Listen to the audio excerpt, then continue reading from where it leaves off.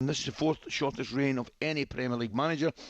Just 5 days longer than Ange at Forest and 35 longer than 9-day Tudor Queen Lady Jane Grey. Oh no, you're taking a mickey now.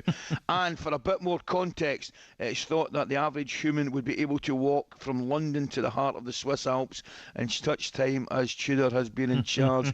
I want to know who worked that one out. We're going to take a call on somebody that's called 03717 223344.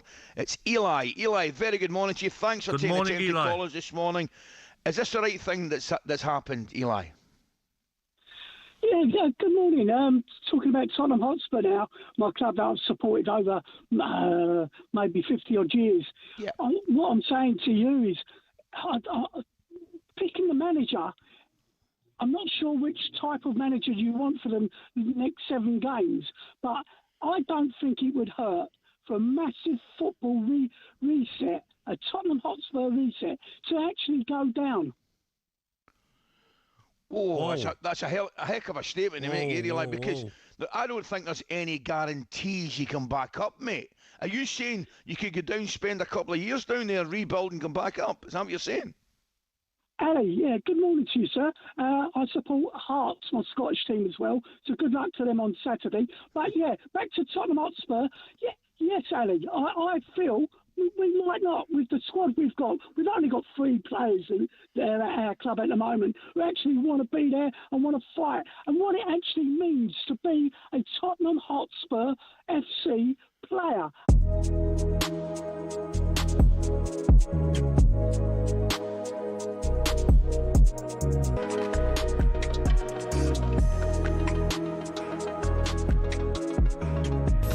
talkSPORT Sports Update, powered by the Nissan Van range, helping business owners to work better and live better. Search Nissan Vans or head to your local Nissan Van Centre. Good afternoon, I'm Max Scott here with your sports headlines. With Roberto De Zerbi set to sign a 5-year deal at Spurs, Simon Jordan says the Tottenham hierarchy are being held hostage by a manager that doesn't really stay anywhere for longer than 2 years at the best of times. Pay him, if this is indeed what's being reported and has accuracy attached to it, to be the third highest manager in the Premier League without actually having done that much as a manager.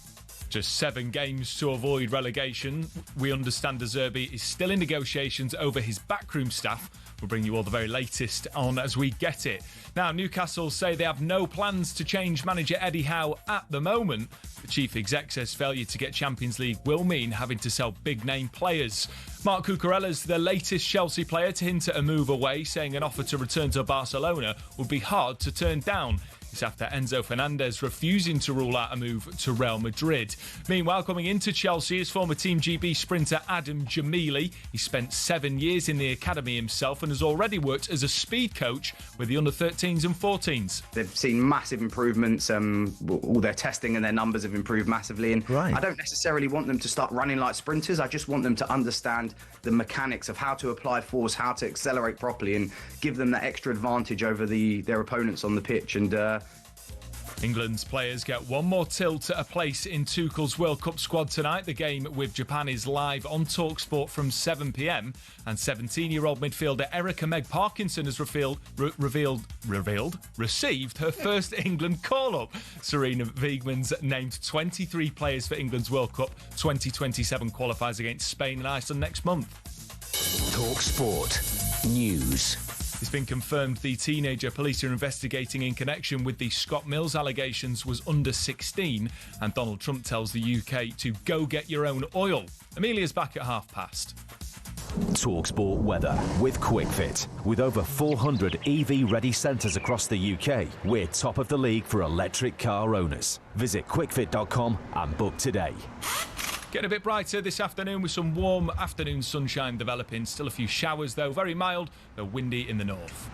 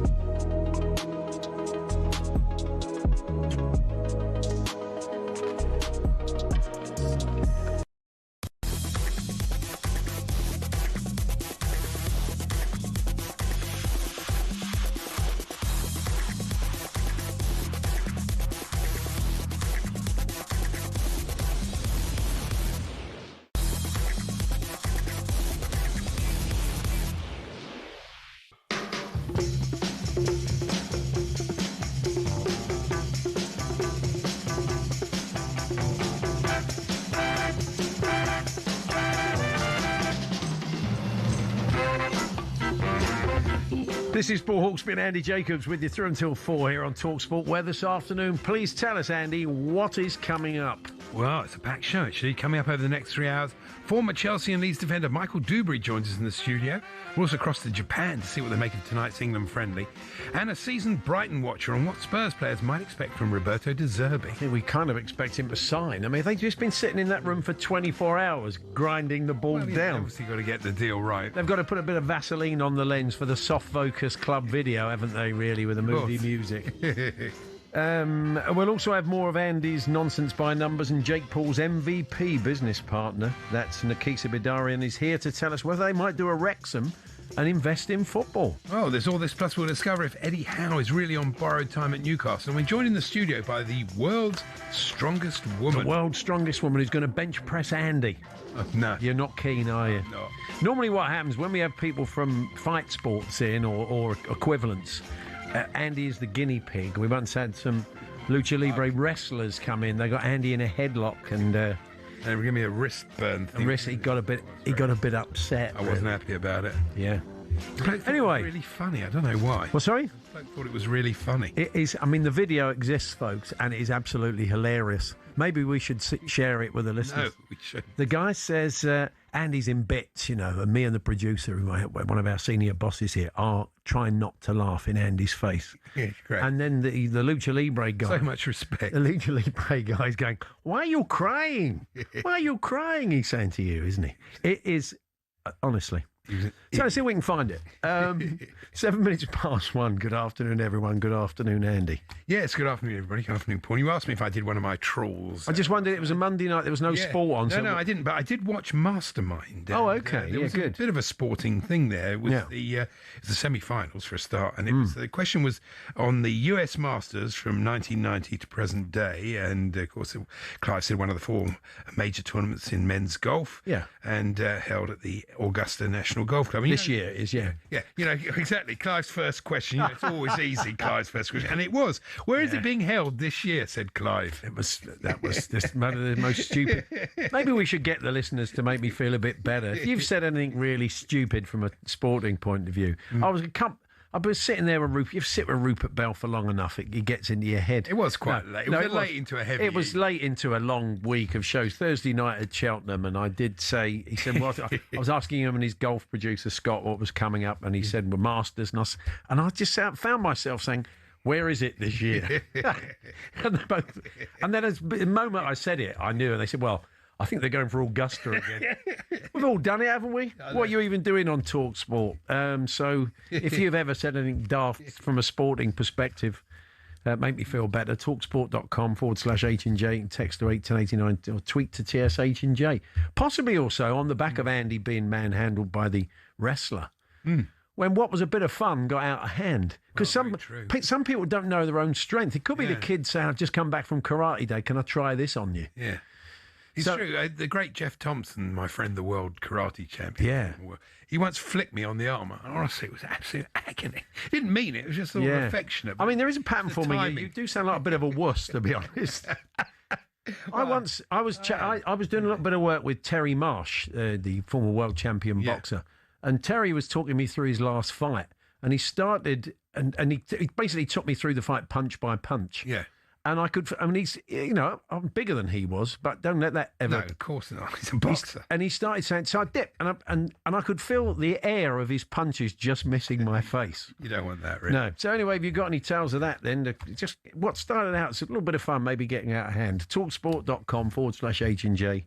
Text to 81089 or tweet to TSH&J or 03717223344. We do await the white smoke from the lane. The word is that it's inching ever closer. Oh, that's good, isn't it? So, yeah. I'm quite envious, really, because your players, even though I wouldn't want to be... quite envious. We're going to go down there. I wouldn't want to be in that position, but your players are going to come back from international duty and be faced with a world-class manager. Ours are coming back and they're going to see Liam Rossinha. I think it's not quite the same thing. What can you do? You're not being nice. You're not being nice. I'm being honest is what I'm being. Okay. I've never seen players go away and say what they've said, these Chelsea players. players. They've basically said he's a nice guy, which I'm sure he is. He is a nice guy. That's got nothing to do with it. But they're all saying we don't know why we got rid of Maresca, and we haven't had time to work out with this bloke. When we read between the lines, they're basically saying we're not having You do sound quite desperate to read between the lines. Well, it's because it's obvious to read between the lines. Anybody will tell you that. It is, but that's the way it is. We're going to be joined by the world's strongest woman later on, Meg Robson-Austin. And we're going to be in Bosnia as well, where tonight, very nervous night for all Italians across the world, because they don't want to fail to get into a third World Cup. That would be a disaster for them. So I don't think a team that's won it has ever failed to qualify for 3. So we will be chatting to Tancredi Palmieri, who's in situ. We'll ask him about De Zerbi and this ongoing problem with Lukaku as well at Napoli. As Andy Brassel was telling us the other day, he's had a major fallout. It's probably it. He's not reported back for training today. We will be in Japan as well. Alan Gibson, who normally joins us, Japan-based journalist, will be telling us what they're making of the England friendly over there. And Nikisa Bidarian will be here. He co-founded MVP, Most Valuable Promotions, with Jake Paul. We'll talk about Jake's next fight and Harry's healing after the Anthony Joshua fight. And would they move into football? And a very exciting time for women's boxing around the world that they're front and centre of. So that's all to come. Michael Dubrey's in as well, isn't he? And talking of Japan, I don't know if you saw this, it was the Office Chair Grand Prix. Oh, yeah. In Keotanabe, Japan. Yeah. And I was thinking it'd be great if talkSPORT entered with all our office chairs. We wouldn't even make the first corner. Yeah. That's right. People we have got a chair in this studio. There's one outside, and it's broken, and you can't make the back rigid. So guests come in, and they sort of lean back in it, and then they're thrown back like Graham Norton, like Gazza in the dentist chair, or the red chair. Yeah, and it just throws them back like the red chair. And one or two celebs have got a little bit narky with it. Yes, So I think we've had to phase. I think I'm now sitting on it today. They put it out in the office. It's like chair Russian roulette. We've also got one that doesn't go up that high. So as you sit in it and you're broadcasting, you just get lower and lower until you're virtually under the desk. So anyway, I'm sure we'll get round to that eventually. So that's all coming up. talksport.com, text 1889, tweet TSH and J. Get in touch on anything this afternoon. 03717 223344. We will kick off chatting to Nick Szczepanik. He is a Brighton fan, author and journalist. And it's interesting, some comments from Lewis Dunk have emerged saying that the first couple of weeks under De Zerbi were absolute carnage for the players. I mean, that was a long time ago when his English was poor, and he then they played Chelsea and won 4-1. Is that what they did? Turned it around. I think they lost. Did they lose 4 of their first 5 games? I'm not sure. No, I can't remember. I don't think it was as bad as that. I know he won. I know he won 4 of his first 5 at Monaco. So maybe he's broken. Yeah, this is a different situation at a different time. Absolutely. So look, Nick's. He's not stupid. He's not going to come in and load them with a load of stuff that they won't be able to take in. There's no point in that. Nick's going to join us to tell us what the players might expect and the fans might expect. As we said, the world's strongest woman, Meg Robson-Austin, will be here and will be in Bosnia ahead of the big playoff game for Italy this evening. And Michael Dubrey, will be joining us a little bit later on to chat about his new book, Raise Your Game, talk a bit of Chelsea, Leeds and more. We're here, of course, as always, with Toolstation. Check out your wide range of garden power tools with brands such as Bosch and Ryobi. Next stop, Toolstation.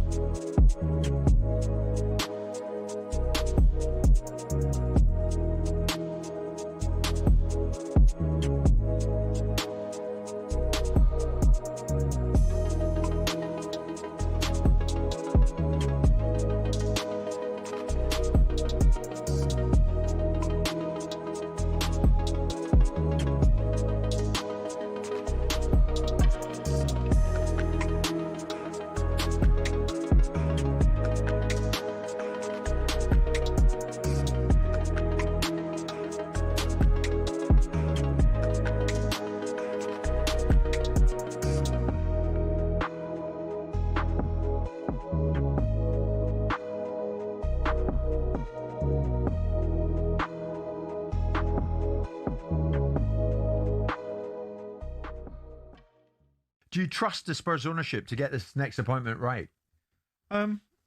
do I trust the Spurs ownership? I don't know. Do I rate the Spurs ownership? Well, you said you're not sure that you know what they're doing. It's not for me to trust them because I don't care about their judgment. But do I rate their judgment? Well, not at this moment in time, because the body of work that they've produced is poor. They weren't responsible for the appointment of Thomas Frank, so it's an irrelevance, that question, because Daniel Levy made that appointment. The fact that he fired him, the fact that was an inevitability and forecast by me 2 or 3 months earlier isn't a surprise. The fact that they've in my mind, they've got 2 people that are number 2s in business, running the business and making decisions with outside influences that sit on their board that don't have any football knowledge, in my view, making decisions, has brought out outcomes that would make anybody go, well, I don't really rate their thinking. As far as the Zerbi is concerned, he's a decent manager. He comes with his own baggage, like most of them do. He did a decent job at Brighton. He was an ungrateful little wretch when he departed because he decided to have a broadside at the owner of the football club that spent enormous amounts of time giving him an opportunity and backing him. Just because you lost a game in Europe doesn't really entitle you to have a broadside at your ownership model. But that's what he does, and that's what you get. Now, for him, taking Tottenham Hotspur, I think there's all upside for him. This is a huge football club. Irrespective if it gets relegated or not, my balance of probabilities it will bounce back again. And it'll be priced into people's thinking. If he takes the Tottenham job because of the size of that football club and the scale of it, then there will always be a dispensation if they were to be relegated, because it wouldn't be on his watch, really. He can't be responsible for less than 20% of the season, producing an outcome that ultimately has already been seeded in the previous 80%. He might get them close and go down and do what Benitez did, which is bring them back up again.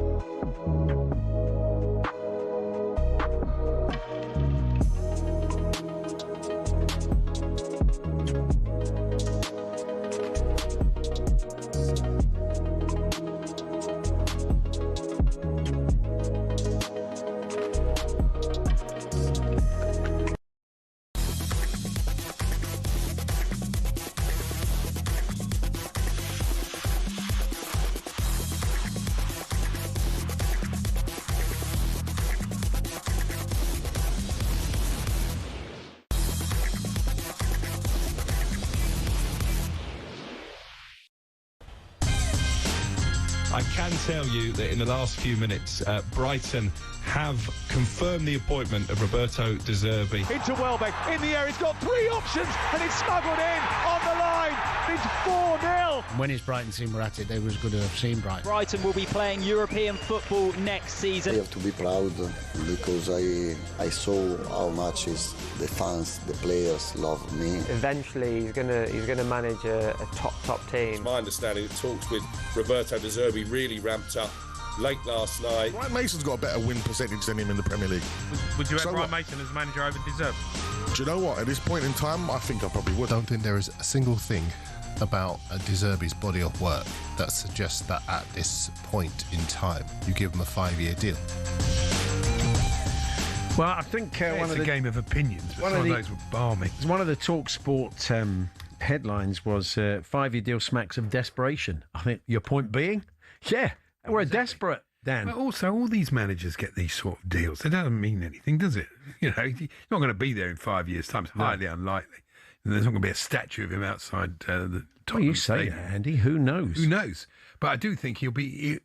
Obviously, it's all dependent on keeping Spurs up. But if he does, I think they'll have a good season next year under him. He's a good manager. Well, let's. And the football will be better. That's a big thing too. With some of the tripe you've had to watch. Absolutely. Well, let's see what the Brighton fans make of it. Nick Szczepanik is a Brighton fan, author and journalist. and watched the Zerbi period unfold. Hello, Nick. Hi, guys. How you doing? Yeah, good, thank you. I mean, what was your feeling when he was signed to Brighton? Can you take us back? Can you get inside that mindset? Yeah, it was very interesting because we'd heard what he'd done at Sassuolo, taken a fairly small club into, the top 10 of the Serie A. And the situation for Brighton at that time was rather different from the one that Spurs find themselves in, because, of course, Brighton were doing pretty well. Graham Potter had just left a growing team with some excellent players, very confident players like McAllister and Caicedo. Trossard was in the team. They just got Levi Colwill on loan. So it was a club, or he was taking over a successful team. And then it took him about 5 games to make them win again while he completely rebuilt the system. And I believe Lewis Dunk said that it was chaos for the first few weeks on the training ground while he tried to inculcate these completely new methods of, sort of walking the ball out from the penalty area and standing on the ball and waiting for the other team to come and get it. So, if that happens again, I'm not sure he's got 5 games in which to get Spurs to win. And the 5-year contract, as you say, he's never been anywhere more than about 2 years or 3 years. So I think the 5-year thing is just something pulled out of the air to tempt him to go. I understand the Spurs are planning to push the boat out with signings next season, which, of course, was a bone of contention and one of the reasons he left Brighton, because he was trying to push Tony Bloom to spend money on players in their prime, and that just wasn't the Brighton way. And when he left the club, I was going to say sacked, when he left the club by mutual consent, a lot of people were sort of shocked but not surprised, as they say, because something had been, boiling up between him and Tony Bloom for a while. The picture you paint there of a ripping up the system and playing in a very different way, and the sort of football that he got Brighton playing after that initial period. Oh, it's fantastic. It's whether the players, you've got to be very brave to play like that. He's not going to go in there and do that with 7 games together. He's not stupid, is he? He's not going to stick it in the mixer either, because that's not his way. I think it's much more a job of man management, this, of getting Spurs out of it, than it is. It's going to be absolutely fascinating to see what he does, because he hasn't got the time to do what he did at Brighton, and I'm not sure he's got the personnel. Because, he had 2 very intelligent and, very, very clever midfield players in McAllister and Caicedo. With all due respect to the Tottenham squad, you look at it and you think, well, if he had Kulusevski, if he had Maddison fit, and a full squad to play with, maybe something different. But they're coming back from injury, I understand. Of course, his first home game is against Brighton. Yes. Yeah. Who are on good form at the moment. Yeah. Did you... So, let's give the Spurs fans some hope. There might be a period of adjustment, which is going to be difficult, but you enjoyed the football they played under Zerbi, I take it, Nick. When it was up and running, yes. His first win was a 4-1 win over Chelsea, which Andy probably remembers all too well. It doesn't really count, though, does it? No. It doesn't, because Brighton only ever play against Chelsea. That's their big cup. Their cup final. He hasn't changed, Nick. He's so bitter. Once again, though, final, basically. Yeah. He's, if you say so, Andy, he still struggled to break down, teams that played with a low block.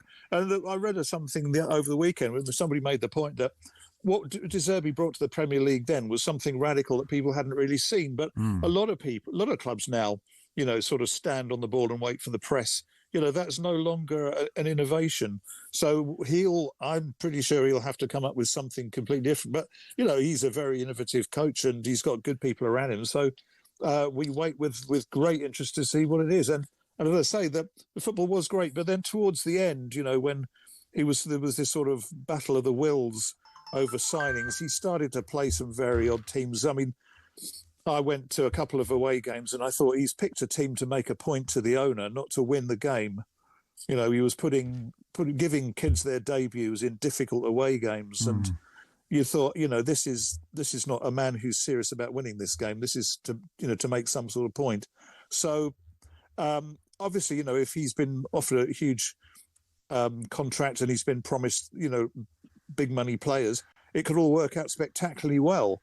over the next 5 years maybe. Well, but of course the point they is, won't do that. It's the next 7 games that matter, as we know. He's not. He's he's a very trusting soul if he's believing. I mean, because I think plenty of managers over the years have been told they'll be backed in the window, and that hasn't happened. Maybe this scare, if they do manage to survive it, maybe this scare will jolt them into life. The ball. The thing is that there's so many unknowns here, isn't it? Because it's unknown how he'll change tactically, but it's also unknown, what the new Spurs regime will be. I mean, we know what he would have expected under Daniel Levy, but the Levy era is over. So yeah, he's walking into the unknown. They're going into the unknown a bit with him. It could be, it could be fascinating. It could be a disaster. You'll be sitting back with your popcorn, Nick. What sort of reaction will he get from the away fans at the Lane in a couple of weeks' time? A lot of love. I mean, he took Brighton into Europe for the first time. He won them their European group. He took them into the knockout stages of the Europa League, and his farewell at the Amex, was a very emotional occasion. So I think there'll be a lot of love, and then the fans will be hoping to send Tottenham down to cheer 3 points. Cheers, Nick. We'll catch up with you soon. Thanks very much, guys. There's Nick Szczepanik, there, journalist. What Nick was saying then, because that tactic that he did at the time, was the tactic of the time. But now good coaches, and I include him in that, are mixing long throws and set pieces. You've got to mix it up. Yeah. Look at Arteta, even Pep. They don't just play it out from the back. Yeah. Not all I saw some Opta stats the other day about long throws at Spurs, and they've had some success from corners this year, mainly through Mickey van der Ven early in the season. But from long throws, they've not worked. I mean, partly because only Danso has got anything resembling a long throw. Dragusin just does throws. Yeah, I mean, it's all about the KOD. Effect. I mean, no one can trajectory. You've got to get the right trajectory. But it's not really worked for them, despite the fact they've lent on it, which is probably why they haven't scored that many goals. Anyway, we can confirm. Well, we confirm, but we understand that an agreement is now in place. We're told at talkSPORT between Zerbi and Spurs. I think it's a good move. I do. We shall see. I mean, I'm slightly browbeaten, Andy. I mean, until I sort of see the sort of football he plays when he goes to at least Sunderland. Look, he's a proper manager, and they don't always get appointed. No, we shall see. Anyway, once it's confirmed, we'll let you know. We're going to be joined by the world's strongest woman a little bit later on. And Alan Gibson will be joining us, Japan-based journalist. He'll be very excited today as an Englishman, Japan in action. He knows the game as well as anybody out there. So we'll see if there is a bit of excitement out in Japan out of that friendly tonight, which of course is live on talkSPORT from 7 o'clock.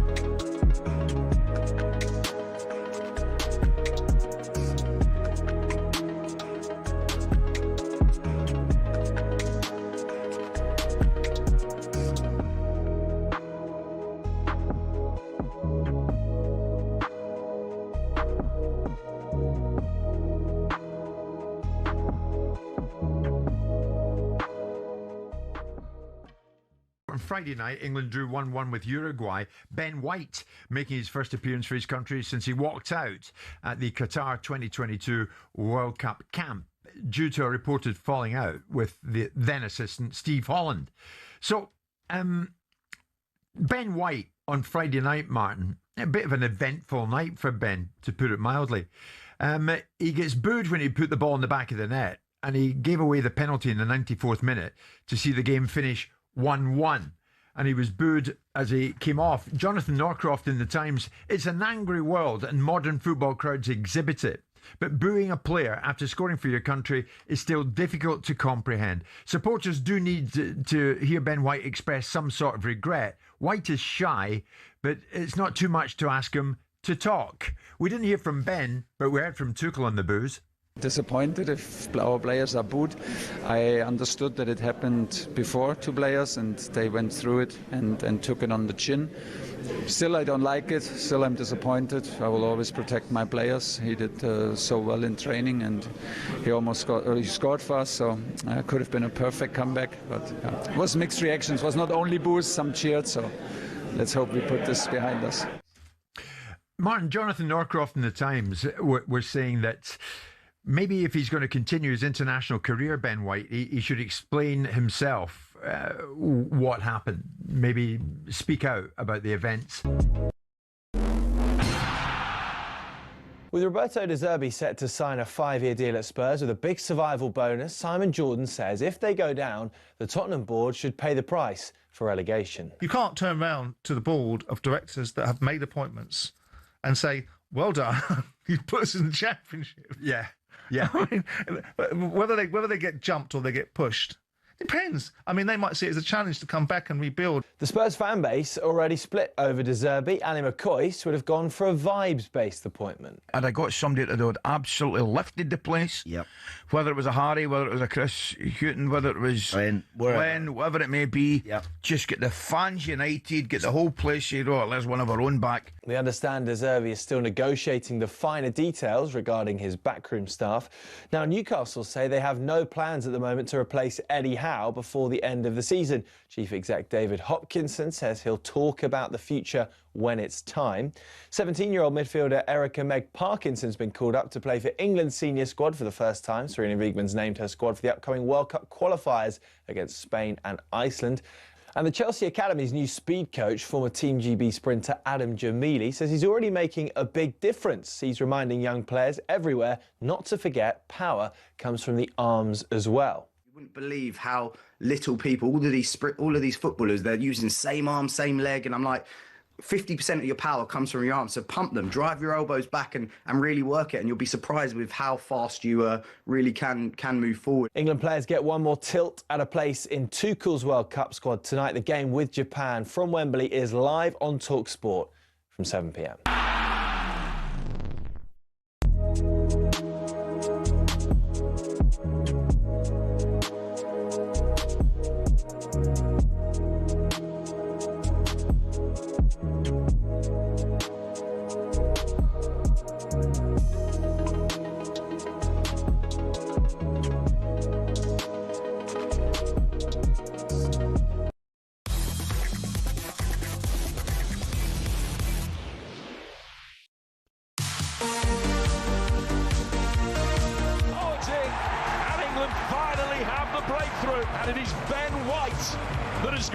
To turn it over the line. An England Wembley crowd booing a player who scores his first England goal that we all think is going to be a winner. Never heard anything quite like that before. And this is going to end 1-1. First goal that England have conceded in 630 minutes of play. I wouldn't judge this performance until we see Tuesday. A well-drilled, a well-trained team. If we don't get it right, there's always a chance to be punished. Mitoma on the far side. Mitoma wants to shoot and does and scores! So we need to be smart and fully committed. Yep, Japan come to Wembley tonight. It's live on talkSPORT. All the build-up from 7 with Adrian Durham, your commentary team, Jim Proudfoot and Stuart Pearce. And you can get your calls into the sports bar with Jamie and Jason straight after the game. I watched Scotland-Japan the other day. Japan played some good stuff. They offered up chances to Scotland, but there's players there that were still kind of coming back with fitness, not starting games, which will change tonight. So I imagine they'll put out a strong team and give England a decent game. Let's see what they make of it in Japan. Alan Gibson is the man we often turn to. He's been based in Japan as a journalist, he's the editor of J Soccer magazine, the originator. And he joins us now. Hi, Alan. Greetings. How do I sound? Yeah, and indeed to you too. Very much. Are you excited by this as an Englishman abroad and a team you know very well coming to Wembley? I am, and before I forget, I'm in Hamersham on the way to Wembley. Oh, I didn't realise. So you're not in Japan today. That's good. Okay. So it's great to be on your time zone and be able to. I was in the Wembley yesterday, actually looking at the press conference and everything. So I am very excited. I went to Glasgow also. Yeah. 1-0 was a bit disappointing, but was okay. We played a bunch of reserves and made some experimentation. Tonight, yes, I'm extremely excited. Were they one of the first teams to qualify for the World Cup? I thought they were the first team, weren't they? Japan, if I remember rightly. Yeah, I think it happens regularly, but not necessarily because they're so good, but because of the time zones. We get the game in a bit earlier than everybody else. But yeah, Japan has qualified first for at least the last 2 World Cups, I think. They've had some decent scalps recently, Alan, haven't they? Including Brazil. They've put in some good performances. Indeed. The Brazil game was quite incredible because I think we almost had a wake-up call, and maybe England can give us a wake-up call tonight because it's been going extremely well. I mean, Japan have been winning the games that people thought they might need to draw. I mean, we've been in the top 20 for quite a few years now. And then we were 2-0 down against Brazil at half-time and fearing the worst. And Brazil had a good, strong squad. And I know personally that they were very upset that Japan came back and won 3-2, and it was an incredible game. So that was a big scalp, apart from the Spain and Germany in the World Cup and all that kind of thing. So, sorry, Alan, who should we be looking out for tonight? Who's some players to watch that we'd like to enjoy? Pretty obvious to say Kaoru Mitoma, and you've already been discussing Brighton just now, actually. But the last game, I think Japan probably, no offence to the players there, probably started 9 reserves. And Ritsu Doan didn't start, and he's actually become a captain for the first time for this game. Junya Ito came on and he scored the goal. They're very much similar positions though, so they might not start together. You also know Daichi Kamada, of course, of Crystal Palace, who will probably play in a defensive midfield position. Well worth watching. There's an up-and-comer, Kaishu Sano is excellent. I love Keito Nakamura, who plays on the left wing. He's playing in France right now, and he's also very similar to Kaoru Mitoma. So again, they might not start together, but Japan actually have played both of those 2 mentioned on the right wing and the 2 on the left wing all at the same time at times. And in training last week, it noticed they were playing a back 4 with 2 wingers. So in the end, they seem to be playing 2-5-3 or something like that. So it could be quite exciting. I think they'll try to tighten it up against England, but who knows what's going to happen. Tell us a bit about Keisuke Goto, the 6'3" striker. Yeah, I can't tell you much about him at all. I mean, he left Japan really early. He didn't play much in Japan. He was at Jubilo Iwata in the lower level even. He wasn't even in J1. Only played 33 games, scored 7 goals. Got taken overseas by a minor team. Then he went to Anderlecht, and now he's at Sint-Truiden on loan. They're a team that basically take a lot of Japanese players and Koreans too, and sort of build them up for a profit. It's they're not so cynical about it, but they do.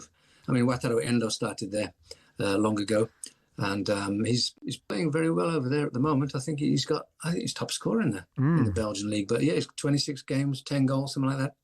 So that was his debut for Japan, as far as I remember.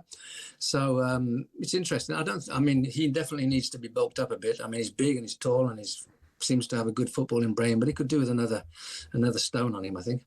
There was often the criticism maybe of the Japanese side. They couldn't match the physicality of the European sides. Is that changing, Alan, in your eyes? I think so. I think way back when Shunsuke Nakamura played for Celtic, and I know that he went immediately on a big carbo diet and pastas and everything, and put on a stone or so and muscles. But these days there are probably 50 or 60 Japanese players in Europe that are good enough to be considered for the national team. No exaggeration there, and there's probably 150, 200 or so in the top 5 leagues and the Bundesliga too, and Championship in England because every team seems to have 1 or 2. So there's plenty of opposition. There's plenty of players to push for flights, and I think they're all realizing they have to bulk up. They're working out on the strength. They're always in the gym before and after games, and they're really. I mean, I think that if a small player, look at Ritsu Doan tonight, for example. Yeah. He's not that big, but if he gets a shoulder on his, he'll some of the players will bounce off him. So it's not necessarily size, as my wife always says, but it's it's what they can do with it. So yes, exactly. So I think they're building up, but not necessarily building and bulking up, but working out how to work against the physicality. Yeah. Any chance of seeing Kazuyoshi Miura? Probably a bit late for him now. I'm not sure. I'm not sure he's available today. I think he's got a game because J3 might still be on. How old is he, Alan? Remind us now. Was he 50 odd? 59. 59. Last month he's 59. Incredible. And he's signed for a new team who've given him like 5 or 10 minutes at the end of a few games so far. He's a phenomenon. He's got his own team of people that keep him going. I mean, a masseur and a nutritionist, and somebody will train him. I mean, he's worked hard. He's putting out a lot of money and has his own little individual team. So I'm older than him, though, and I played against him. So we'll see. Oh, wow. Amazing. Now, somebody we've not too long, the last time we spoke was when Kota Takai joined Spurs in the summer. It's been a bit of a disaster for him. The poor lad picked up an injury. He went out to Germany to try and get some game time. He's picked up another injury there. He would have been involved tonight, I guess, otherwise, wouldn't he? He would. I would say he had a very good chance of being involved, because Japan, apart from testing the reserves in the last few games, are also missing probably the 2 centre-backs that they would like to try. One is Tomiyasu, who we all know from Arsenal days, and again, injury-prone. He just joined Ajax. He impressed in a couple of games, and he's injured again. And he's joined his compatriot and partner at centre-back, Ko Itakura, who has been doing very well for Ajax, but he's also injured. Then we can look at Wataru Endo from Liverpool, could quite easily slip into a centre-back role, injured. So Takai would probably be the next choice, and injured. So yes, I think he would have been definitely here if he was fit. And it's sad. I mean, every country gets their injuries. I know England have 2 or 3 out for whatever reason. Also, Japan is missing Minamino from Monaco, who's probably, I mean, we thought almost certainly out of the World Cup, but there's been surfaced some pictures of him in quite decent running and training, so you never know. But definitely 5 or 6 top Japanese players are out tonight too, so it'll be interesting. While you're watching England tonight, you'll also be keeping an eye on the Sweden-Poland game, because the winner of that will be in your World Cup group, Japan's World Cup group, with the Dutch and Tunisia. Yeah, it'll be interesting. The Japan team at the moment is quite famous or known for the manager, Moriyasu. Moriyasu Hajime has not lost against a European team in his reign, including, I think, 2 games against Germany, but Spain, and then the likes of Ukraine and other teams that they've played against. And he hasn't lost a game against a European opposition, and won't tonight, perhaps. Who knows? Well, Japan have never beaten England. They've drawn with England. I think England won a couple, but they've never beaten England, have they? So it would be a big scalp again in light of some of the recent results.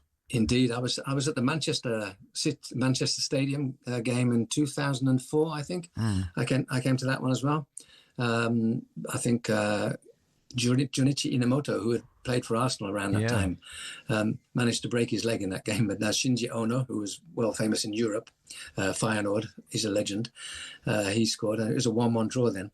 And before that, way back when Kazuyoshi Miura was playing for Japan, they lost 2-1 at Wembley, I think, way back in 1986 or 1995, I think. So it's only the 4th time tonight. So Japan have never beaten England, so maybe we'll settle for a draw. But to be honest, the way Japan is playing at the moment, and the fact that England have got their ups and downs, and maybe they're experimenting tonight. I doubt. They're all playing for a place tonight, aren't they? So I think it'll be a bit more back to the first 11. But still, I expect a real workout for England. Having looked, they move the ball well, Japan. They're really dangerous on the counter. They've got a lot of pace in behind. And you sound optimistic for the World Cup. I'd be disappointed if we don't get 16, and I'd be pleased with 8. The quarterfinals is probably a reasonable target for any good team. And then it's basically down to a bit of luck. The manager was actually asked that question by an English journalist yesterday. And basically he said, ask these guys, and pointed to the Japanese media. But then he said, if we don't get to the to the quarterfinals, and if we do get to the last 8, he literally basically said, who knows what can happen. Wow. It's all down to fate. Enjoy the game, Alan. Lovely to talk to you. Thanks for joining us. Thank you very much. It's always a pleasure. There we are. That's with the badge. There he is, Alan Gibson. There, Japan-based journalist, been living out there for many years, and started a Japanese football magazine. So there's no one really better than Mark Yukard. He's kind of whetted my appetite. Really, we know they're going to come. So they've looked up against Scotland. They are a really attractive side, so it should be a better game to watch tonight. It's just a funny time of the year for friendlies, you know. Tuchel was right what he said yesterday. It's have no bearing on the World Cup whatsoever. No, not really.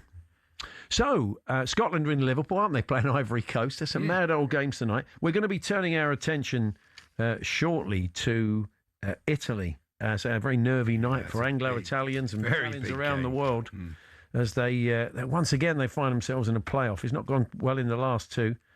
They go to Bosnia tonight. We saw them against Wales last week. Yeah, it won't be easy. It won't be. Tancredi Palmieri is there, and he'll be joining us from Bosnia to preview that in a few moments' time. We're here with Toolstation. Get your toolbox essentials this spring with big savings on screws and fixings. Next stop, Toolstation.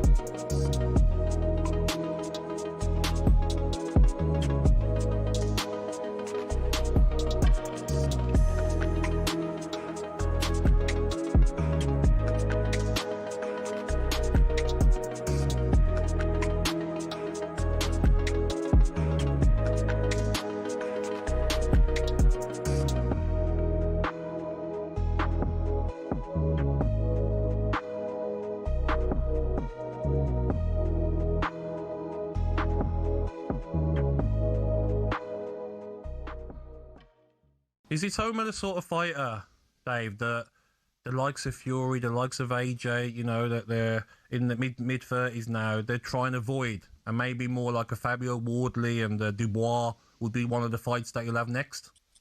Yeah, Joshua and Fury won't go near him. He's too young, too fresh, too fast. You know, their best days have gone. So, Itoma, realistically, he's looking at Dubois, Wardley winner. I don't think the Wardley winner. I think if Wardley wins, I don't think he'll box him because they're in the same gym. Dubois may. But Caballel, you know, Itoma's going to have to fight one of them guys. He's not going to get one of the old guard that's on the way out. He's going to have to box one of the real, you know, main men, which is Caballel. So it's interesting. And then he's going to be around for another 15 years, hopefully. You know, so there's going to be people we're not even heard of yet that are going to come and have a go at him. Is that the danger with heavyweights like him, to be so strong and powerful but quick as well? Yeah, it's the speed. All heavyweights can punch. For me personally, I've never been put over in a fight, never been down and out. That's because I can see him coming. The danger with the time is you don't really see him coming. He's that fast. You know, he throws a lovely right hook off the back of a left hand to the body, and no one sees it coming. That's what Franklin does well. Franklin doesn't get hit properly. That's why he's never been over. All his great chin talk for me is nonsense. There's no great chins. Anyone gets hit properly, you go over.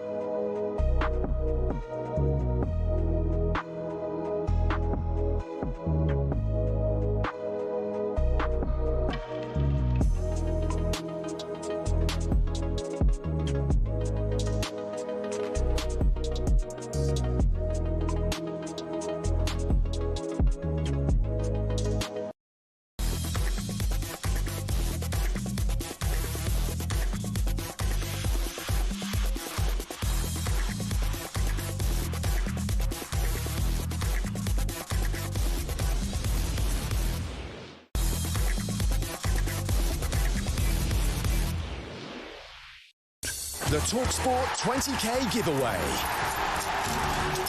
Yes, our latest competition has landed, and it's a big one. talkSPORT giving you the chance to win 20 grand completely tax-free. That's £20,000 that could be yours, so don't miss your chance to win this life-changing amount of money.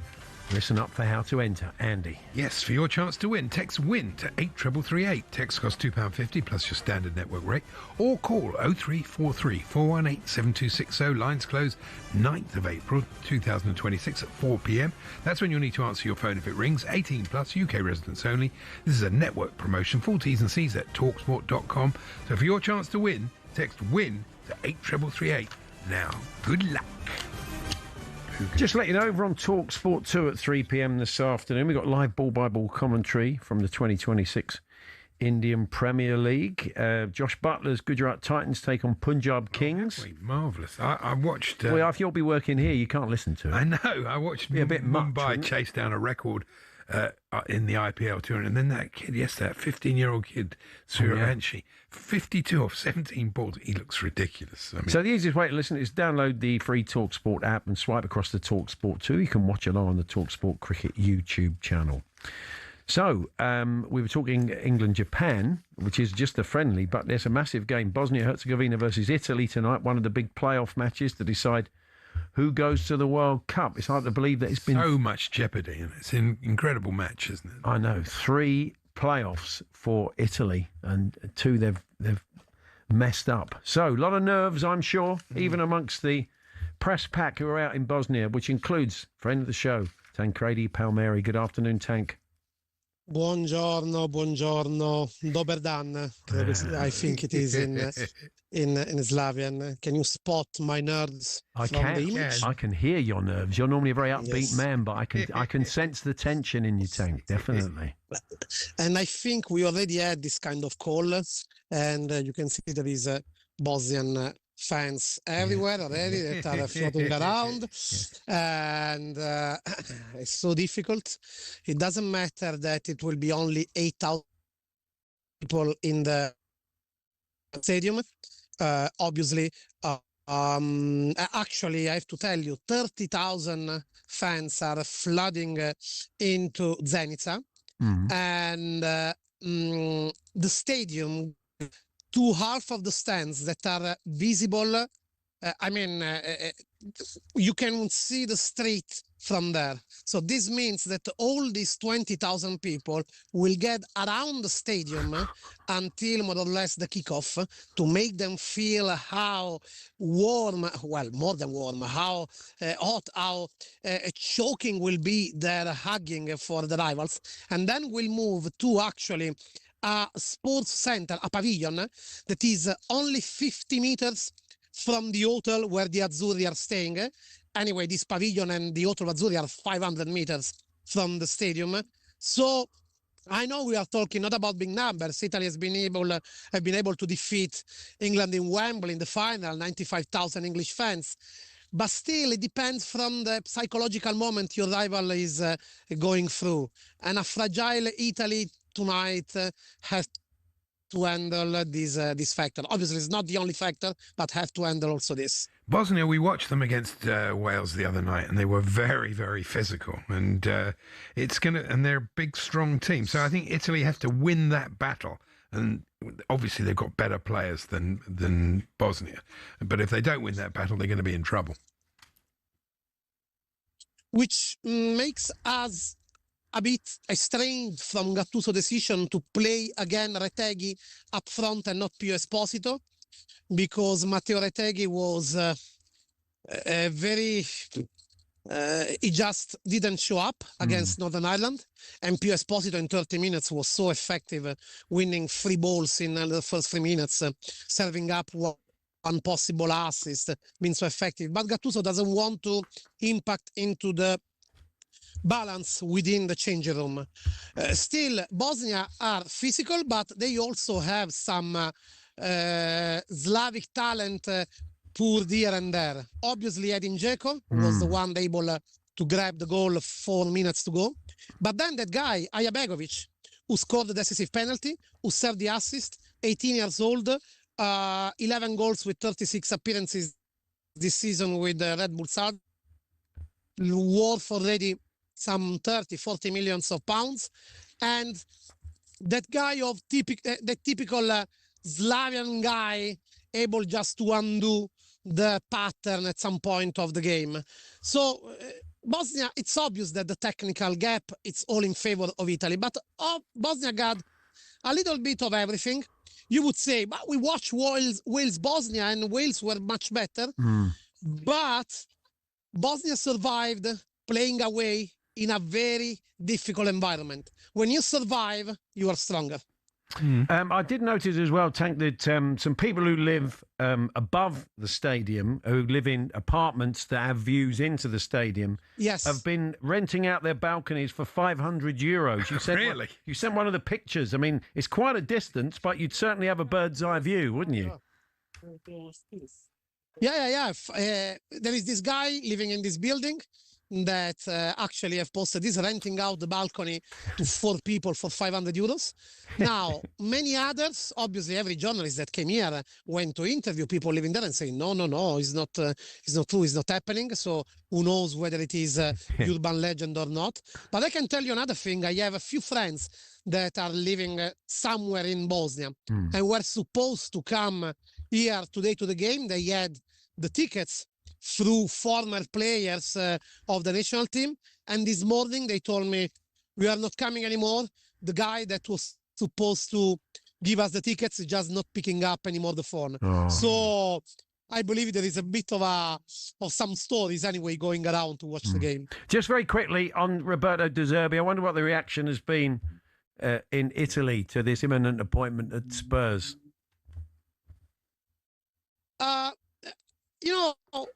We were pleased but a bit confused because De Zerbi totally would deserve that kind of chance.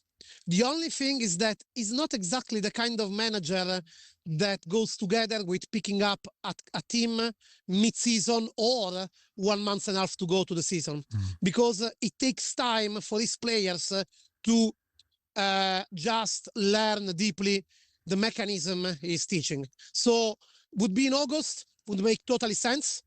Now it leaves us some doubt. More than the table, the position in the table of Tottenham, I'd say for this reason. Tank, enjoy the game if you can. I know that won't be easy because of the nerves, but thank you for joining us. Ciao, guys. See, enjoying. I don't know what is that word. Tancredi Palmieri there, live on the streets of Bosnia ahead of tonight's game. Adrian and the gang will keep you in touch with all the goals as they go in those playoff matches, because there's a lot of domestic interest in them, aren't there, really? And so, yeah, we'll be right across that for you. But our focus will be England-Japan, which is live on talkSPORT this evening, build up from 7 o'clock. So still to come, the world's strongest woman will be popping in to the studio. Michael Dubrey will be here as well, former Chelsea and Leeds defender, chat about his new book and all manner of other stuff. We're talking a bit of Newcastle later on. A couple of red flags for the Newcastle fans maybe in the recent chat about the club's finances. So that's all to come.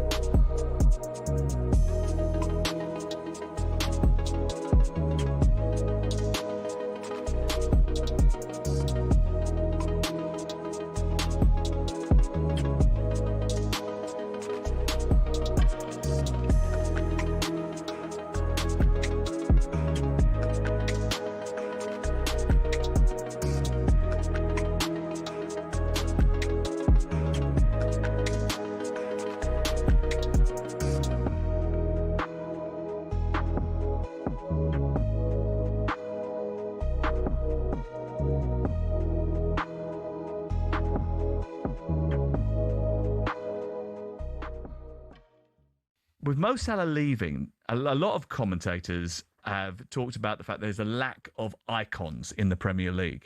Obviously, last year we had De Bruyne leave. You've had, over the course of the last few years, you've had Ronaldo back fleetingly. You've had Ibrahimovic here fleetingly. But the big boys don't come to the Premier League, do they? I mean, Haaland is probably the only global icon that is still there. Would that be fair? I mean, Son's not there anymore. De Bruyne's not there anymore. Salah's going. Kane, Ronaldo, Zlatan, all gone. Mbappe, Vinicius, Bellingham, Messi, Neymar. They would rather play elsewhere. Why? That's a very good question. I don't think there's as many superstars today as there kind of has been in the past. Obviously, Messi, Ronaldo were the two superstars, and no one could get anywhere near them. And that doesn't mean to say that others like Neymar and Luis Suarez weren't. What I would say is, I think Real Madrid's, whatever you say about Manchester United, even when they're at their pomp, that I think are the biggest club in the world, the most attractive club in the world. You could argue maybe even Madrid in terms of just living there as well. I think is incredible. Barcelona too. You think about that Barcelona team of Messi, Xavi, Iniesta, Busquets, Puyol, just absolutely sensational. And you look at Real Madrid now, Vinny Jr., Mbappe, Bellingham. Who else have I missed? I think the general ones, they've always had the very, very top ones have probably gone to La Liga and Real Madrid. Whereas the Premier League, it's almost like the next section down, but deep.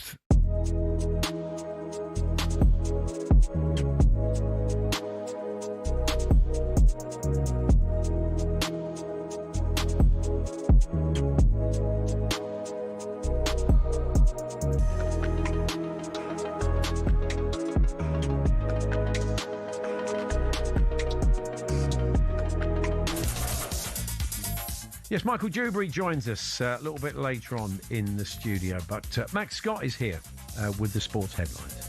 talkSPORT Sports Update, powered by the Nissan Van Range. Commercial vehicles that go the distance for your business. Search Nissan Vans or head to your local Nissan Van Centre. Thank you, Paul. Good afternoon. It's a matter of when, not if, Roberto De Zerbi signs as Spurs' new manager. But Italian football journalist Daniele Fisichella's not completely convinced it's the right appointment. I am a bit baffled that De Zerbi, in the end, if he is going to accept this job, will walk in such a dangerous situation for the club and for him. This understood, having previously rejected Spurs, De Zerbi has agreed a 5-year deal with a huge bonus if he keeps the club in the Premier League. Simon Jordan says it exposes the weakness of the board at Spurs. Their feet are being held to the fire. These are the commercial negotiations that go on inside football, and they put themselves in such an invidious position that they're going to have their pants pulled down, metaphorically, and their little botties spanked blue. Considering by De Zerbi. We'll bring you all the latest as we get it. Now, England take on Japan tonight in their final friendly before Thomas Tuchel announces his World Cup squad. But former England and Liverpool striker John Barnes reckons we missed out our best chance to win a major honours under Southgate. It's going to be difficult for us to win it. More difficult for us to win it this time than it has been in the past. But I still feel they do well. I still feel they'll get to the latter stages, maybe even get to a semi-final or a final, and maybe even win it. But for us to expect to win it just because we're England, for me, is unrealistic. Meanwhile, Serena Wiegman's announced her 27-woman World Cup qualifiers squad, and in it, 17-year-old midfielder Erica Meg Parkinson. Erica has gone through the pathway. She plays in Portugal. She has done well with the under-23s. She's a very dynamic attacking midfielder, wants to go forward. Is also very aggressive and pretty technical. She also speaks 4 languages. Get more on all of that on our website at talksport.com. talkSPORT News. It's now emerged that the teenage boy at the centre of the Scott Mills alleged sex offences was under 16, and the King and Queen have announced a state visit to the US moments after Donald Trump criticised the UK again. Amelia's back in half an hour. talkSPORT weather with QuickFit. Our expert technicians can't do your spring cleaning, but they can keep your car's inbuilt safety tech in top nick. Visit quickfit.com and book today. Getting a little bit brighter with some warm afternoon sunshine developing. Still a few showers though, very mild, windy in the north.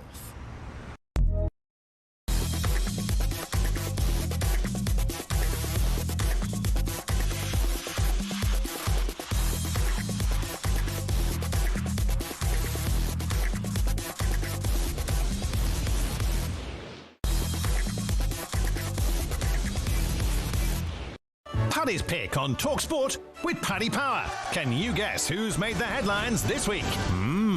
18 plus, be careful aware, don't you? It's time now for this week's Paddy's Pick in association with our official betting partner, Paddy Power. In Paddy's Pick, I'm asking Andy to identify a mystery sports personality who's Paddy's Pick of the week. Andy, you'll get 5 clues to work out who it is. We're going to start with £50 in the pot. For every clue you use without a correct answer, £10 will get taken away. Okay. Paddy's Pick, all for charity. We're raising funds for the Shen UK. So are you ready, Andy? I am. Let's play Paddy's Pick. I've not turned the page. It's the point when I find out whether I think you've got a fighting chance or not. Yeah, I think you probably have. Not dressage, then? It's not dressage, not Okay. 3-day eventing or anything like that. This week's pick is an England international who recently scored a key hat-trick. That's, for a first clue, that's pretty decent. England international recently scored a key hat-trick. Is it Eze? It isn't. Oh. You can think, cross-gender. Not, you know what I mean. Oh, I see. Russo. Oh, OK. Do I give him a 40 quid for a second guess? Yeah. I think I probably can. Yeah. We never got round to. In her youth career, that would have given it to you as soon as I said her. Yeah. No, as soon as I realised we were going for a woman, I got it. Okay. Fair enough. In her youth career, she played for Charlton before a move to the USA, where she played for the North Carolina Tar Heels. She's absolutely terrific player. Brilliant. In her senior career, she played for Chelsea, Brighton, Manchester United before arriving at her current team to 2023, where she has scored 33 goals in 60 appearances. As a senior England international, she scored 29 goals in 63 appearances since 2020. In the WSL, she scored a clean hat-trick in the North London derby last weekend. Yes, that's right, Alessia Russo, Paddy's Pick of the Week for her goal-scoring prowess that sent Arsenal back into the top 3 of the WSL. So I will have to take I can't give you the 50, Andy. No, I think that's because fair. I have to accept your first answer. I mean, I don't know if it's one of the rules of this quiz or not, but that's what they say. No, I think it's absolutely fair. Yeah. But as soon as I said she, you would have got it. Yep. So we've raised 40 quid for this show. Very happy with that. I think Paddy can afford it. Thanks to our friends at It's Paddy. mounting up. We're delighted. It is, that's it. Yeah, official H&J betting partner, 18 plus only, be gambleaware.org. Paddy's Pick on talkSPORT with Paddy Power. Can you guess who's made the headlines this week? 18 plus, be gambleaware.org. It is interesting that Daniele Fisichella in that clip when he was on with Jim and Simon earlier on said a very similar thing to Nick Szczepanik, the Brighton fan and author, said a very similar thing to Tancredi Palmieri, we just spoke to, that he is not the obvious profile for someone to come in and have an immediate impact, get his ideas across quickly, and Tottenham do not have the luxury of time. They don't. It's a different But who one. could? I mean, I look at what happened in that Forest game, and I wonder who could come in and have that instant To impact. go for a permanent boss is better than a temporary boss. Yes. Because it sends a message to the players that they can't get away with just letting Tottenham go down. I don't know. I mean, I think such is the egos of some of those players, and such is the get out options for some of them because of their profile. Is that a motivation? Are you thinking, blimey, I hope I'm here next year if we go Well, down? if it's a good manager, I mean, that's what players want. They want a decent manager. I think one of the problems is that a lot of them think they're actually better than they are. Well, that may be the truth. Yeah. He's getting some players back, hopefully from injury. I think Bentancur could be good for him if they can get him back, but I think he's still a few weeks off. Kudus could possibly be back could in the be next back. couple of weeks. They've got Look, nobody on the right. At You're all. definitely going to win at the Bridge, so you've just got to win one other game. We're not going to win another game this season. Oh, not one game. You'll mark my words. Blue square within 5 years. Guarantee on the day after City, you'll be going, oh, blimey, Andy's right. That'll be 4-0. That will be. Well, remember he said this because No I think question. he did say we'd be in the blue square within 5 years. I think the year they won the Champions That's League. still possible. Yeah. Anyway, that was only that quote, which I'm often misquoted. That quote That's came not. about. No, you're not missing what you said. No, but there was a reason I said it because Yeah. we didn't really know anything about Roman Abramovich. It all seemed a bit mad at the time. Yeah. And there was that feeling that, could it all disappear as quickly as it came? Yeah. So that's what that quote came from. But, obviously now it's actually true. Yeah. Anyway, this is a good story. A Dalek who has appeared in every Doctor Who Dalek story since 2000. They're not real, Andy. It's somebody in a suit. No, Sorry, it's kids. a proper if you're Dalek. No, listening. it's not. It's a piece of equipment. Oh, the actual. Okay, Dalek, one of the. yeah. Right, yeah. It's sold for £53,000. Wow, it's good. Extraordinary. Yeah. It is, About isn't that. it? What are you going to do with it, though? Can't take it upstairs, can you? Not really. It's always got to buy a bungalow to go with it. You've got exactly right. I did say in Very good point, a actually. moment of being slightly inebriated with Rupert Bell, which is most people in his company, just momentarily forgetting and saying, where are the Masters this year? Yeah. we asked if you've done similarly daft things in the name of sport to make me feel better. Martin in Hampshire says, whilst watching the football a few years ago, my son, then 18, said, "What's Joe Hart's last name?" He's 27 now, and we still rib him about it. It's good. That's a good one. My auntie was in Spain one year. Do you think his first name was Joe Hart? Joe Hart. I've got no idea. My auntie was in Spain one year and rang us and told us not to tell my uncle the score. Unfortunately, she forgot she was 1 hour ahead where she was. I don't think she realised it kicked off at the same time, despite wherever she was. So keep those. You want to make me feel better than about being an idiot, sporting wise. Talksport.com, text 1889, tweet to TSH in JR03 717 223344. Now, I don't know if you saw, there was a big rally in America on the weekend, CPAC, and the chairman of it was a bloke called Matt Schlapp. I don't know if he had a long journey to get there. It's a great name. Matt Schlapp. Well, basically. Yeah. And a good story in the Sun today about the fans. England and Scotland fans will be able to sing rude songs in US stadiums, protected by America's free speech protections. So, yeah. Within reason, I guess. Well, I don't know. Can they sing Donald Trump, by far the worst president the world has ever seen? They'd be bold if they did, I would imagine. So our producer sent us a survey today. Oh, yeah. It's probably the most pointless survey of all time, but we pass it on in good faith. This is Premier League clubs in proximity to a Greggs. I know. I take it Greggs did the research. So it's not altogether surprising that the football ground with the Greggs that's nearest is St James's Park, because it's in the centre of town. That's right. And it's where they come from, Greggs, isn't it? So that's right. Yeah. Closely followed by Sunderland, where the Stotty cakes are on sale, which I believe they did a few years ago, didn't they? They went a bit localised. Sunderland are next. Under a mile, under a minute's walk will get you to a Greggs. Sunderland second, Everton third. So the tables, these are all in the European Chelsea places. was about 10 minutes, wasn't it? I noticed that, Fulham Broadway station. Oh, yeah, imagine the King's Road. The rates for a King's Road Greggs might be pushing 10 minutes, Fulham Broadway station, yeah. I always like the caviar pasty when I go in there. The furthest distance, it's paying out for them, isn't it, already? The furthest distance from a Greggs is Brighton's ground. A full 38 minutes to get your vegan sausage roll. You don't want to be doing that. That would test your patience. But well done to Newcastle, top of the table. So anyway, we're going to be having a chat about Newcastle a little bit later on. Nikisa Bidarian will be here, co-founder of MVP, that's Most Valuable Promotions, alongside Jake Paul. We're going to be finding out how Jake's getting on after that AJ fight, when we'll see him in the ring again. And also, a big deal they've done with Sky in the world of women's boxing. We're chatting about that. And would him and Jake ever do a, Ryan Reynolds, Rob McElvenney, and get involved in football in this country? Because, tempting. I mean, he wasn't a big boxing fan, but there they are, front and centre of the sport these days. So we'll find out a little bit later on. Michael Dubrey is going to be popping into the studio to see us as well. But we're going to be joined in a few moments' time by the world's strongest woman, Meg Robson-Austin will be here, two-time world champion strong woman.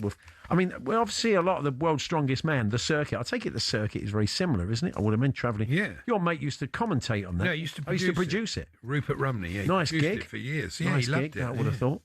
Anyway, we'll have a chat with Meg Robson-Austin in a few moments' time.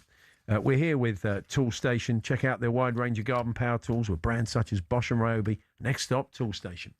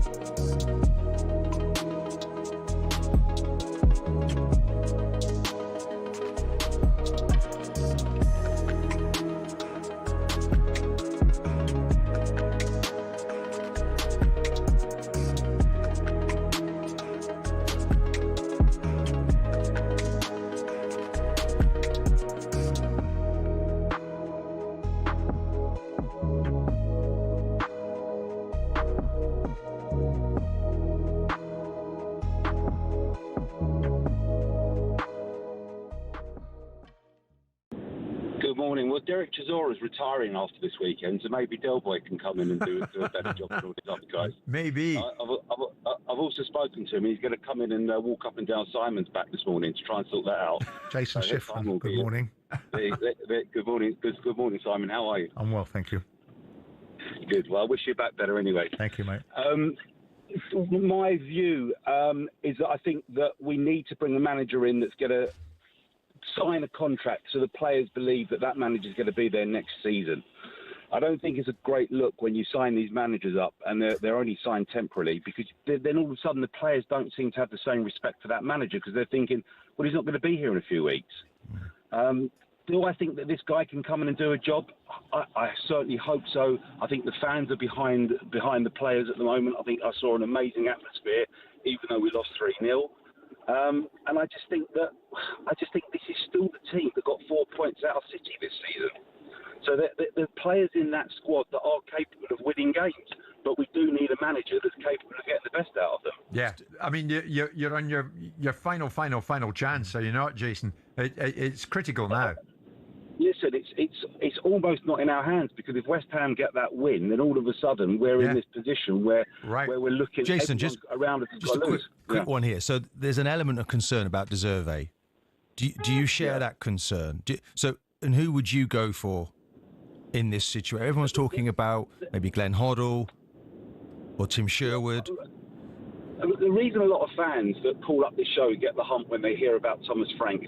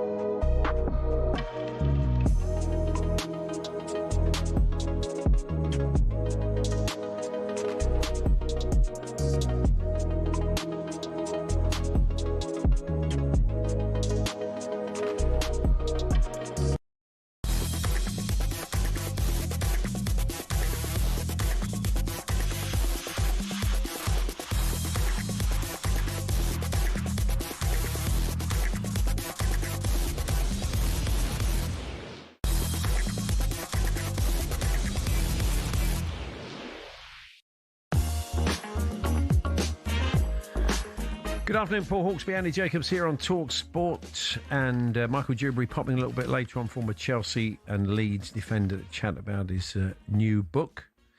We're joined now by the 2024-25 World's Strongest Woman, Meg Robson-Austin. Meg, good to see you. Thank you very much for coming in. Thanks for having me. We've obviously seen a lot over the years of the World's Strongest Man circuit, but do you follow? You don't follow the sort of same pattern, the same circuit as the men, do you, or is it different? Almost. We're starting to now. So now Giants Live, who run the World's Strongest Man, have actually taken on the World's Strongest Woman and Britain's Strongest Woman. So we're actually starting to. We just do the Worlds in a different place. So yeah, it's a different. So as joint events. Yeah. Brilliant. Yeah. What was your route into it then? I broke my leg playing rugby. So I couldn't run anymore because I had to have it all pinned back together again. And I happened to be in the gym one day and some of the boys said to me, "Oh, come and have a go at deadlifting." Didn't even know what it was at the time. And I walked up to a bar, picked it up, and they were like, "Wow."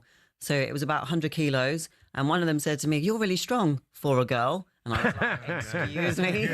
And in that very moment, I said to myself, no one is ever going to finish that sentence for a girl. And I just decided to get really, really strong. So yeah, that's how I ended up doing it. And what's the process of kind of getting onto the circuit and getting to the top? What do you have to go through? Oh, gosh, you have to go through blood, sweat, tears and be slightly bonkers, I think. But yeah, so training, I train 4 or 5 days a week, going through the qualifying process. Yeah, it's a tough gig. Yeah. Events-wise, how does it differ from the men's? I mean, do you do the same sort of things? Yeah, we do the exact same thing as the men's do. Yeah. Tossing the cane. Over the... That's more Highland Games, but lifting the Atlas stones up. And when I did Worlds, I picked a car up and ran with it on my back. So yeah, we do the exact same thing as the men do. Yeah. Amazing. It's incredible. I mean, you say you've got this rugby injury. Does that not affect that sort of stuff? Has the kind of leg healed effectively? It's better now, but after I first did it and started to recover, I didn't rehab it at all. I just carried on, and it did cause me quite a lot of issues. So my foot actually sticks out to the right and my knee goes to the left because I didn't bother rehabbing it and putting it all back in the right place. So I've adapted to it now, but yeah, it did in the beginning for sure. You've been doing a little bit of work with Tom Morrison as well around injury, haven't you? And the way people kind of just grin and bear it with injury. Yeah, and I was one of those people. So I stopped competing about 8 or 9 years ago because I was constantly getting injured. I was in pain all the time and I could not figure out what was going on. And then I had my now 7-year-old and I actually got diagnosed with fibromyalgia, which is a chronic pain and health condition.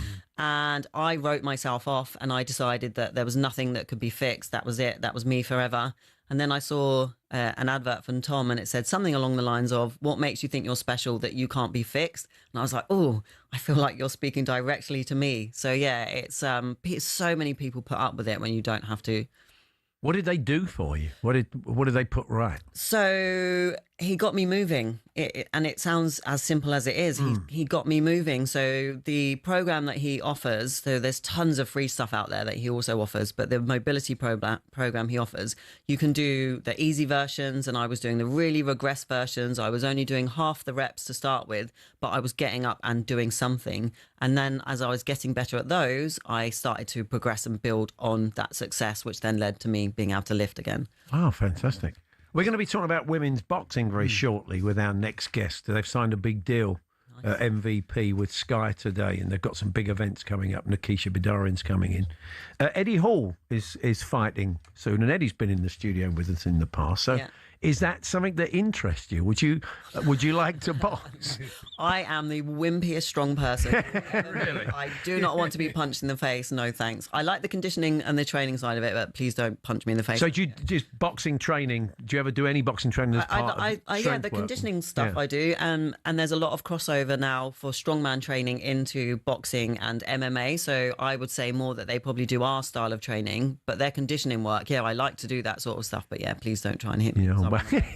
Oh, well, we'll let him know because he may have been tapping you up on the way in. Eddie Hall, Eddie.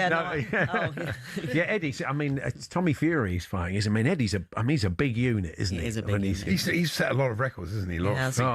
And people are fascinated. They always have been, haven't they? Throughout time, these super strong men, strong women events. Yeah. It's and especially now, and I know I may sound biased because I'm a woman, but we always get told that the women's are much better to watch than the men's because we have had to fight for every single moment that we get any kind of exposure. We've had to fight so much harder for that. So when we go out there and we compete, I believe that we're so much fiercer because we have to be. We have to put on more of a show, and we have to go to such extreme levels to even get a look in. So I think that's why as well strong woman has just shot up over the last few years. Who are the strong nations in men's? Often the Scandi nations there'd always be, not always necessarily winning it, but there'd always be lots of people in the final. So what's the kind of global makeup of the strongest women? So the UK does have the best strong women in the world. We've consistently been at the top for a very long time, but you've got a few other ladies from America. I'm not very good with different countries, but that have started coming through. But as a whole and percentage-wise, even though we're the smallest country, we do actually have some of the best strong women. And we've got more record holders in the UK than anywhere across the world. That's good to hear. Well. And it must be a bit of a sister because you're travelling around all these events together. You must, I'm sure you're competing against each other. I'm sure you'll get on as well. My very first competition, I got to see what women supporting women looked like and what that felt like and how powerful that was.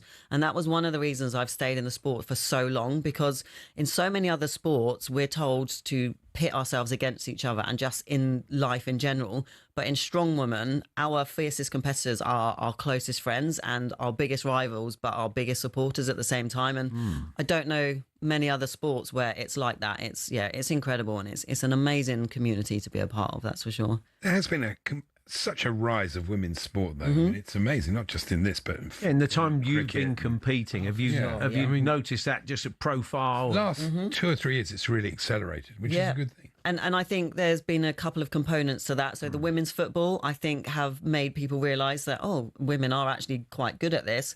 And CrossFit coming into the scene has got a lot of women into the gym and weightlifting as well.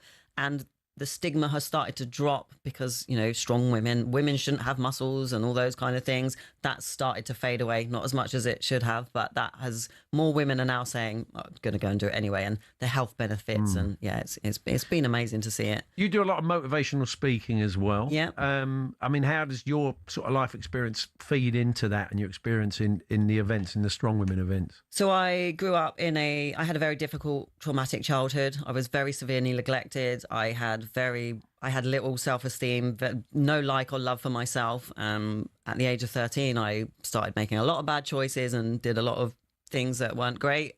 So being able to come from a place like that to then becoming the world's strongest woman, I want women especially to know that it doesn't matter where you started in life, and it doesn't matter if you're a woman, you can still get yourself out of that place, and you don't have to want to be the world's strongest woman. But even for me, I always say my 2 biggest achievements is I can look myself in the mirror and say, I like you, I love you, like I appreciate you. And my children, I've got 2 daughters, they're strong, they're fierce, they're independent. So that for me is what the sport's done, and that's what I like to then go out and share with other women. And finally, in Strongest Woman, what's coming up next for you then? I'm not sure. So I'm supposed to be having a year off this year because I've just been diagnosed with a hip condition. However, I say that every year. I still end up doing it. So I'm already getting a bit twitchy, but I would like to take the year off, focus on a bit more public speaking, really recover from this or get myself stronger and more mobile again. But but next year I'll definitely be back competing next year, 100% for sure. Good stuff. Well, lovely to meet you, Meg. Thank you very much for coming in. You can go and find out more about their research at Tom Morrison's website and find out more about what they're up to and how maybe they could help you the way they helped Meg. That's Meg Robson-Austin there, the world's strongest woman.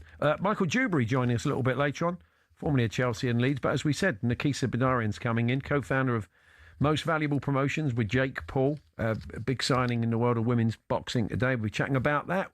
Could they buy into football? How's Jake getting on after the AJ fight? We'll find out more from Nikisa in a few moments' time.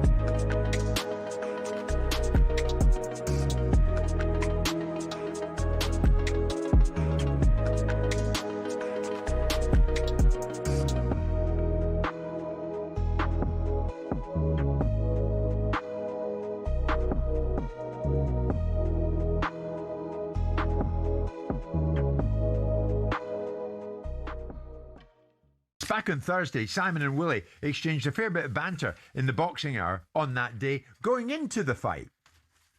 I said, I think you're going to get beat, is what I said, Willie. Is that what you said? I did, yeah. I did. I'm happy to eat crow. Simon, have you ever boxed a day in your life? No, I haven't, no. You should have no comment on boxing whatsoever. You should leave it to the boxers.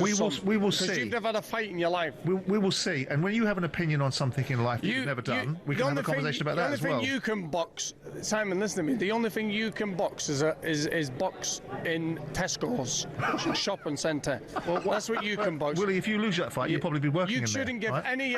but I've got plenty. Good. I don't need to well, go let's anywhere. see you win. I don't do this for the money. I do it for peace. Good, fantastic, good. So when we see on Monday, if you've won, you'll be able to say all this. But don't lose, Willie, now. Don't lose.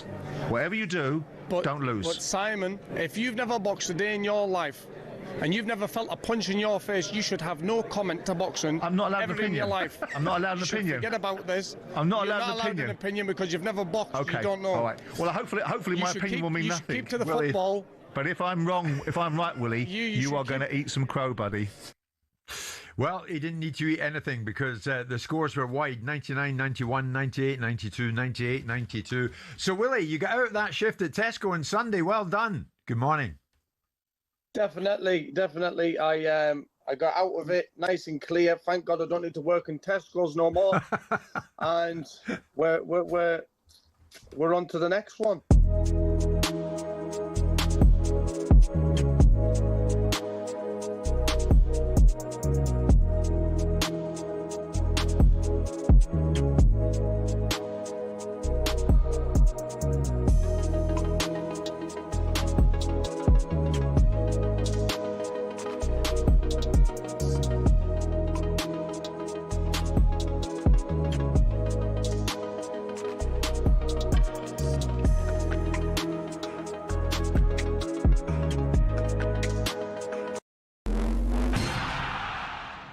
With Roberto De Zerbi set to sign a 5-year deal at Spurs with a big survival bonus, Simon Jordan says if they go down, the Tottenham board should pay the price for relegation. You can't turn around to the board of directors that have made appointments and say, well done, you put us in the Championship. Yeah. I mean, whether they get jumped or they get pushed, depends. I mean, they might see it as a challenge to come back and rebuild. The Spurs fan base already split over De Zerbi. Ali McCoist would have gone for a vibes-based appointment. Had I got somebody that had absolutely lifted the place, whether it was a Harry, whether it was a Chris Hughton, whether it was Glenn, whatever it may be, just get the fans united, get the whole place, said, oh, there's one of our own back. We understand De Zerbi is still negotiating the finer details regarding his backroom staff. Now, Newcastle say they have no plans at the moment to replace Eddie Howe before the end of the season. Chief Exec David Hopkinson says he'll talk about the future when it's time. 17-year-old midfielder Erica Meg Parkinson's been called up to play for England's senior squad for the first time. Serena Wiegman's named her squad for the upcoming World Cup qualifiers against Spain and Iceland. And the Chelsea Academy's new speed coach, former Team GB sprinter Adam Jamili, says he's already making a big difference. He's reminding young players everywhere not to forget power comes from the arms as well. You wouldn't believe how little people, all of these footballers, they're using same arm, same leg, and I'm like, 50% of your power comes from your arms, so pump them, drive your elbows back and really work it, and you'll be surprised with how fast you really can move forward. England players get one more tilt at a place in Tuchel's World Cup squad tonight. The game with Japan from Wembley is live on talkSPORT from 7 p.m.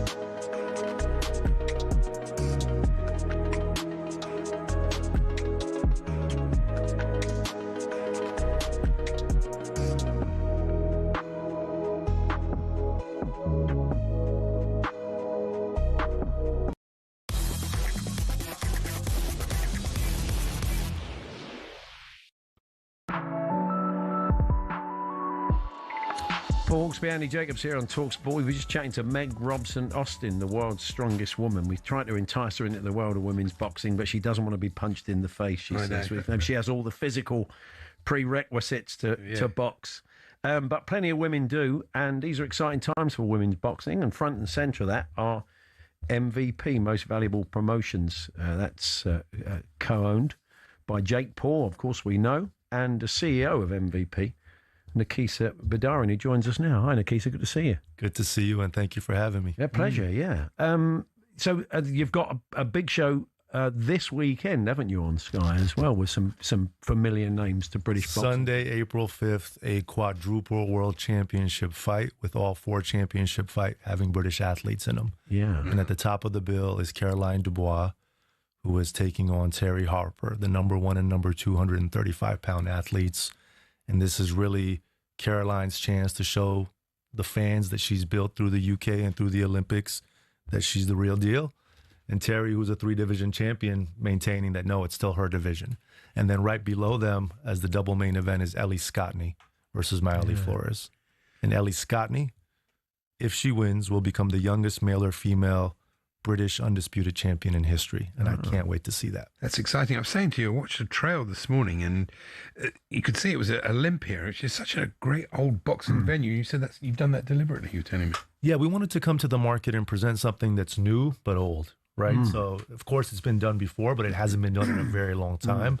And we're excited to bring our first show to the UK in London on Sky at the Olympia. You and Jake have focused a lot on women's boxing, and I mean, you've been a bit sort of evangelistic about getting them the kind of purses and the profile that they deserve. I mean, why was that always a conscious decision? Or yeah, it was driven by, I used to work at the UFC, and I was there when we introduced women's MMA, and I was there when we signed Ronda Rousey to do the first women's MMA fight. Yeah. And in 2015, she was the most popular athlete, male or female. More popular than Conor McGregor. And I was the CFO, so I saw the numbers. And so when we started Most Valuable Promotions, I saw a similar opportunity within boxing, where women weren't getting the opportunity.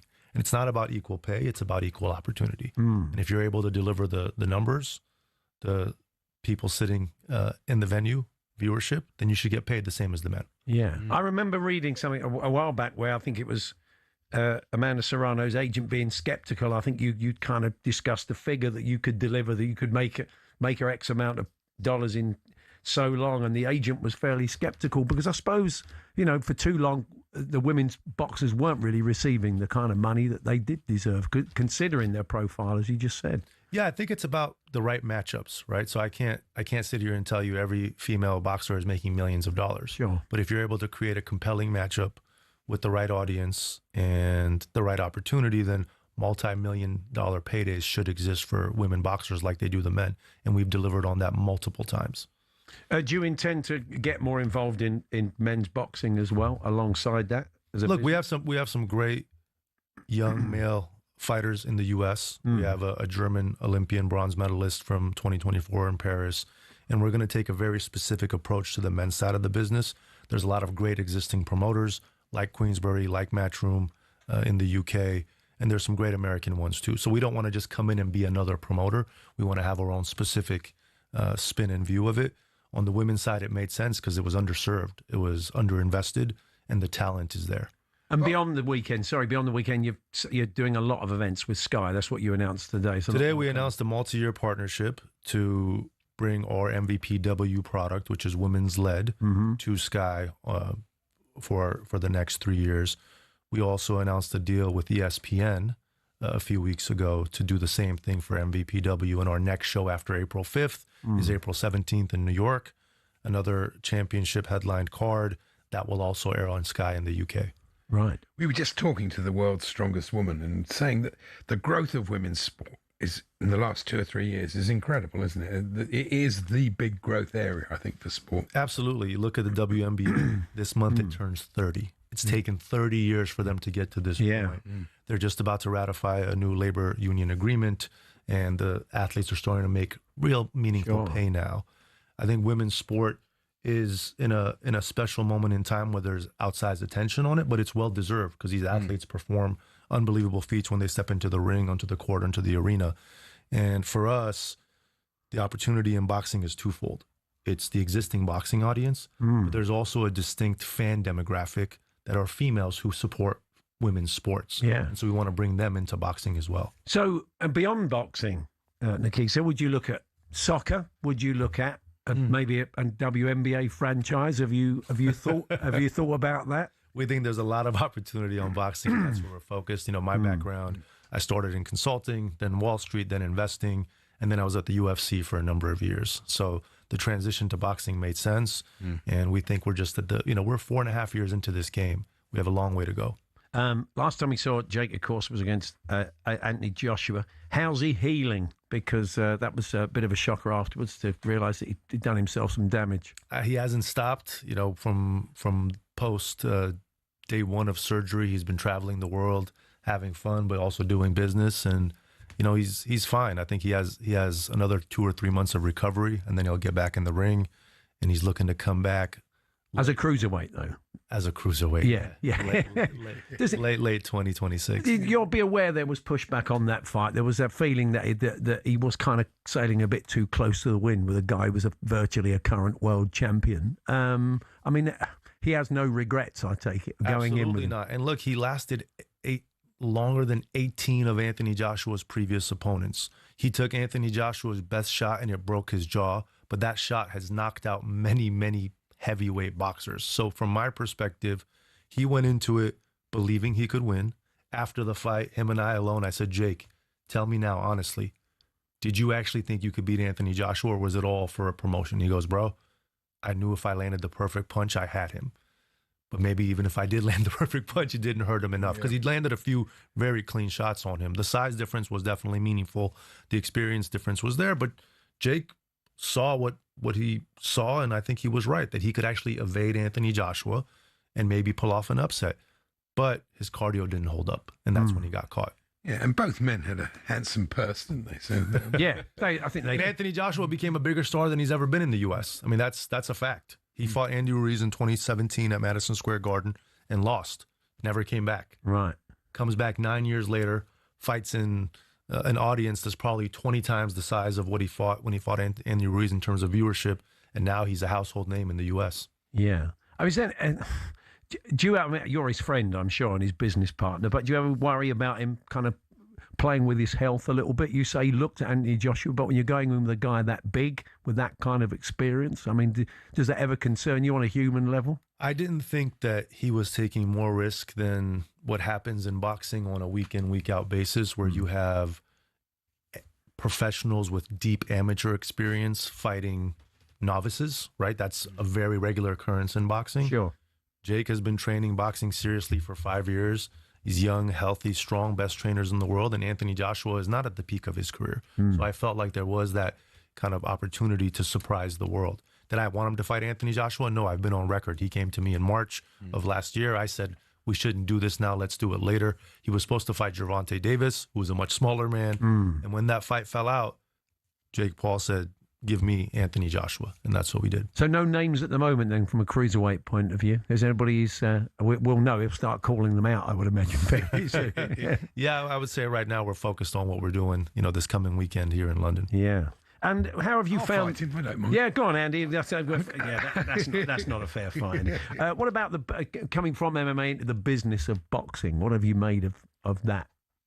So if you look at the success of the UFC, part of it was done through consolidation of different brands, Strikeforce, WEC, Pride, and there's really one reference brand for the sport. Sure. PFL's done a good job of trying to become the number 2, but UFC's the dominant player with all of the dominant athletes, generally speaking. In boxing, there's 5, 6, 7 promoters that have a stake of being the premium promoter in the sport with different athletes. Here in the UK with Queensberry and Matchroom. In the US with PBC and Top Rank and Golden Boy and ourselves. It's very fragmented. That's where the opportunity was on the women's side. There wasn't enough attention, and we believed we could bring to bear a reference brand for the best in the sport. That's why we can put on 4 back-to-back world championship fights here on Sunday night. You can't do that in men's boxing. On the men's side, I think there will be further consolidation over the years, and then maybe you can create a reference brand for the sport on the men's side. It's better now for matchups. I mean, there was a period for a long time where fighters just avoided each other and drove the fans. Well, because various promoters meant because of the TV deals, the fights couldn't get made, and it was very frustrating. I mean, you think of, Mayweather Pacquiao was a classic example of a fight everybody wanted to see 5 years before it happened, and that seems to be happening less now. But just Dana White is obviously going front and centre of the world of boxing, getting more involved in boxing. What do you make of that? Someone who knows him pretty well. I think they're a force to be reckoned with, not, in the immediate future, but over the medium to long term. They'll be one of the main players in the sport, right? They're well capitalized. They're very smart people. They've done it before. I think they'll set up a structure that's similar to UFC. And the question becomes, can they either acquire or develop a roster of talent that by fans is viewed as being the best in the world? What makes a UFC belt relevant is that fans generally believe those are the best fighters fighting for that title. The sanctioning bodies today and the promoters within the space, on the men's side and on the women's side with ourselves, have the best fighters in the world. Today, if MVPW, our women's division, wanted to create its own belt, you could say that's legitimate because the fighters are truly top 10 ranked across the board. Zuffa doesn't have that yet. So they're going to have to develop that to make that belt have meaning. That's the only question for me, how long it takes for that to be the case. Well, enjoy Olympia at the weekend, and we look forward to seeing more big women's bouts over here. Sounds exciting. Good stuff. Good to meet you. You as well. Thank you for having me, all. Nikisa Bidarian now, the CEO of Most Valuable Promotions, MVP, with Jake Paul. Still to come this afternoon. Michael Dubrey's in, chatting about his new book, bit of Chelsea, bit of Leeds, and more, their former defender. We're here, of course, with Toolstation. Check out their wide range of garden power tools, including brands such as Bosch and Ryobi. Next stop, Toolstation.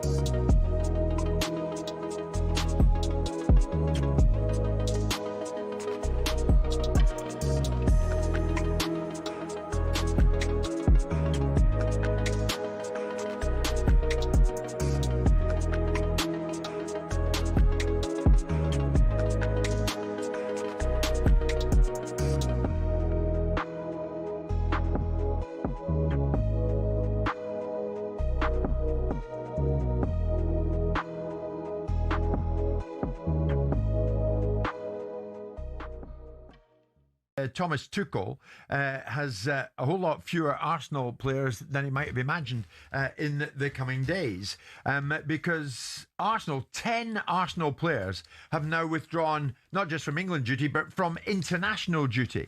Eze, Gabriel, Hincapié, Madueke, Rice, Saka, Saliba, Timber, Trossard, Zubimendi. 4 Arsenal players had originally pulled out of international duty at the start of last week, a day after the Carabao Cup final, a match that they lost to Manchester City. They were Gabriel with a knee injury, Saliba, recurring pain in his left ankle, Trossard, a hip injury, and Eze, a calf problem. Now Zubimendi and Hincapié are the latest to withdraw. In fact, both Saka and Rice joined the England camp on Friday, but didn't feature in the draw with Uruguay on the same day, and now they've withdrawn.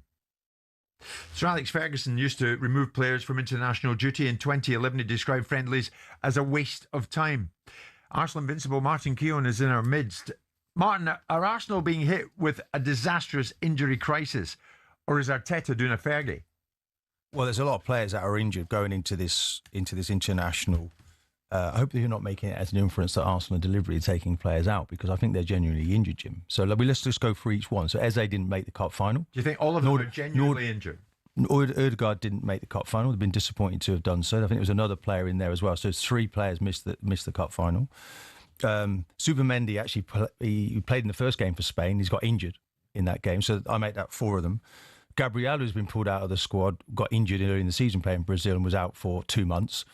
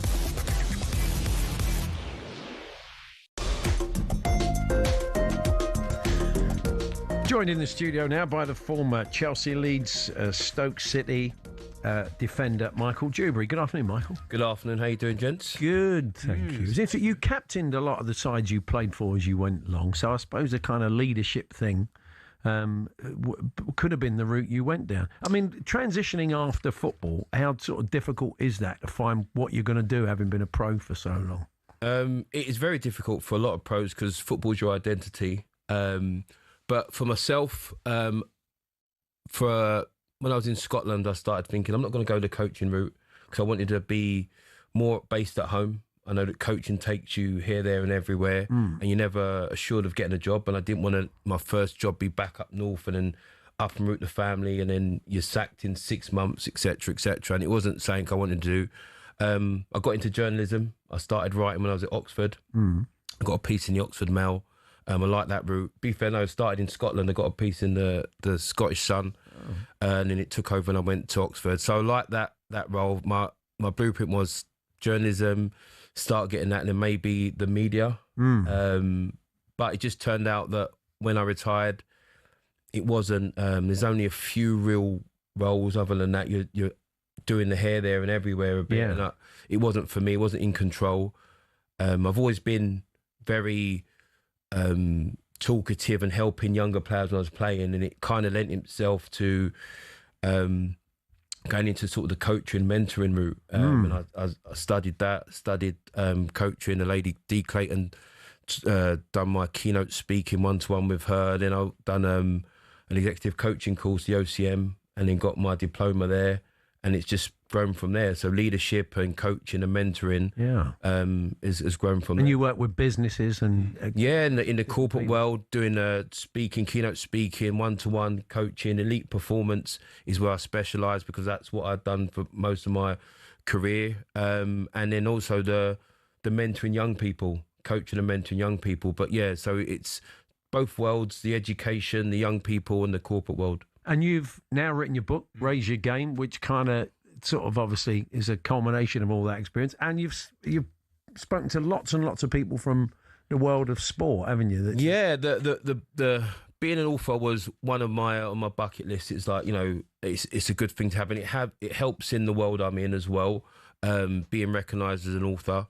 And it's one of the sort of keynote talks I used to deliver, Raise Your Game, and it's accumulation of my career, the people I mingled with, and the reason I had a lot of the other sports people enter the book is because what I was saying, I wanted some credibility behind, rather than people saying, "Oh yeah, it's just you." But in speaking, it was going to be originally just footballers, but I thought it's sports people because it's much broader than that. It's elite sports people. There's a mindset and what they did. So I had a list. There's some huge names: Sally Gunnell, Ian Poulter, Darren Barker.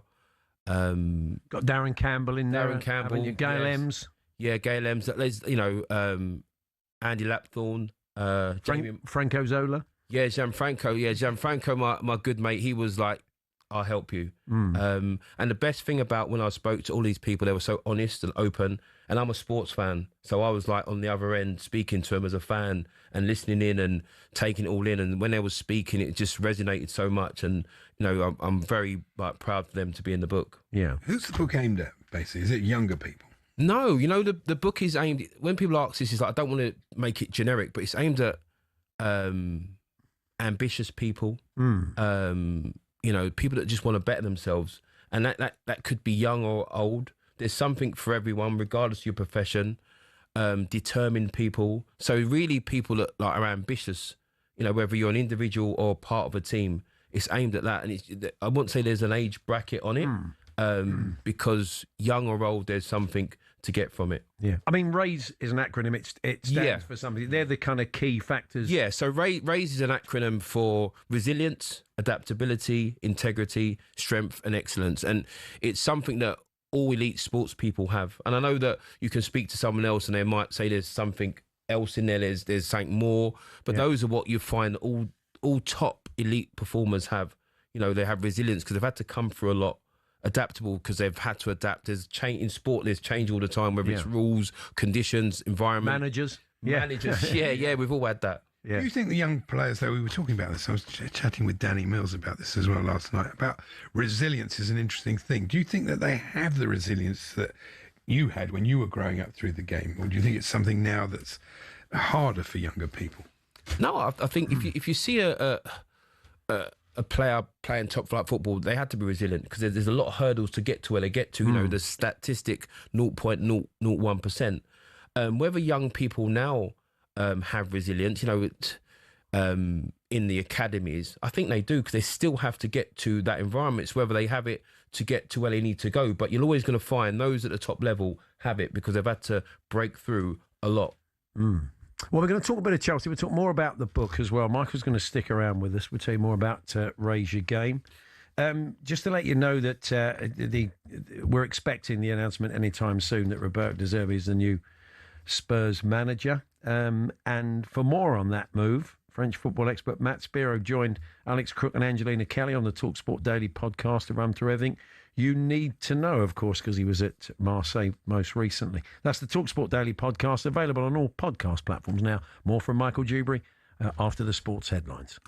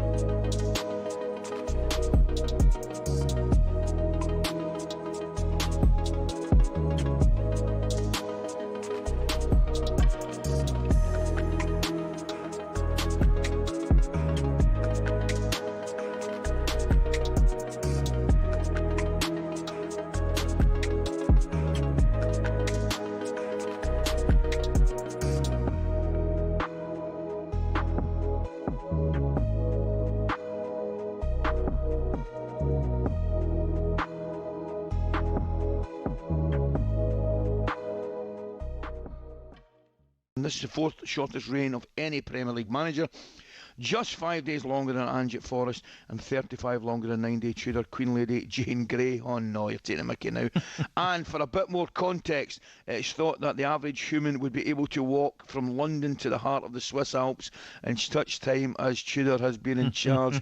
I want to know who worked that one out. We're going to take a call on somebody that's called 03717 223344. It's Eli. Eli, very good morning to you. Thanks for taking the time to call us this morning. Is this the right thing that's happened, Eli?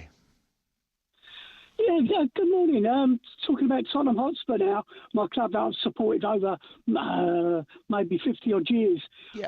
What I'm saying to you is, picking the manager, I'm not sure which type of manager you want for the next 7 games, but I don't think it would hurt for a massive football reset, a Tottenham Hotspur reset, to actually go down. Oh, that's a heck of a statement to make, Eli, because I don't think there's any guarantees you can back up, mate. Are you saying you could go down, spend a couple of years down there, rebuild and come back up? Is that what you're saying? Alli, yeah, good morning to you, sir. I support Hearts, my Scottish team as well, so good luck to them on Saturday. But yeah, back to Tottenham Hotspur. Yeah, yes, Alli, I feel we might not, with the squad we've got. We've only got 3 players there at our club at the moment who actually want to be there and want to fight, and what it actually means to be.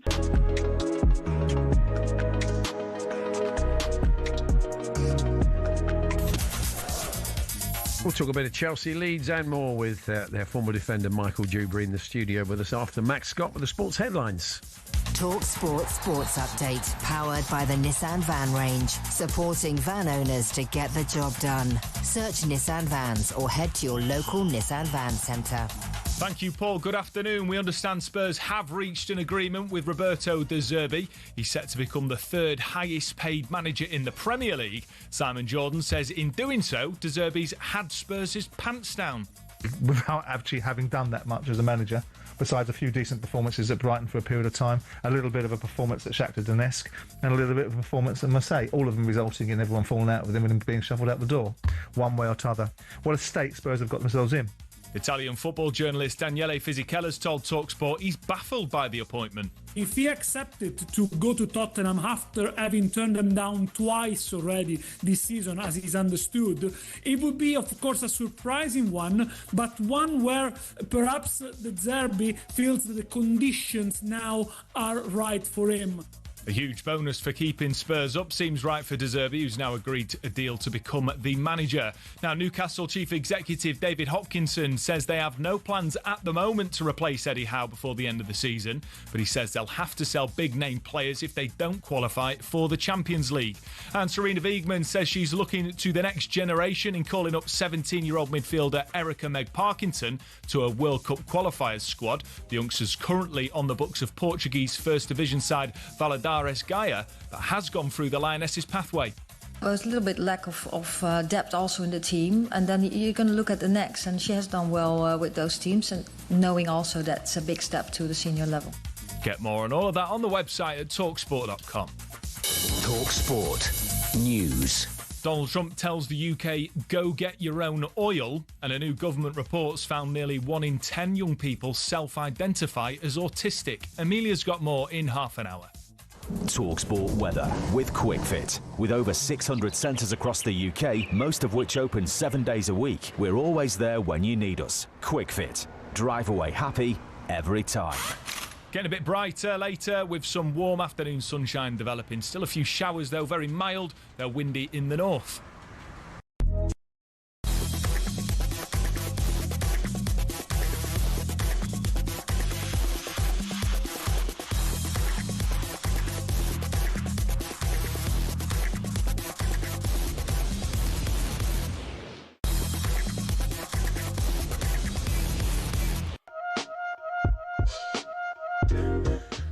Good afternoon, Paul Hawksbee, Alli Jacobs here on talkSPORT. We're talking Newcastle a little bit later on the mails. Craig Hope will join us. Some comments from the hierarchy about Eddie Howe, which could be troubling some Newcastle fans. We'll get the latest on that from Craig and some other stories that are emerging today. Anything on the Spurs front with De Zerbi, once that's confirmed, we will bring it to you. But Michael Dubrey, the former Chelsea, Leeds and Stoke defender, is with us in the studio. We're chatting about his new book, Raise Your Game.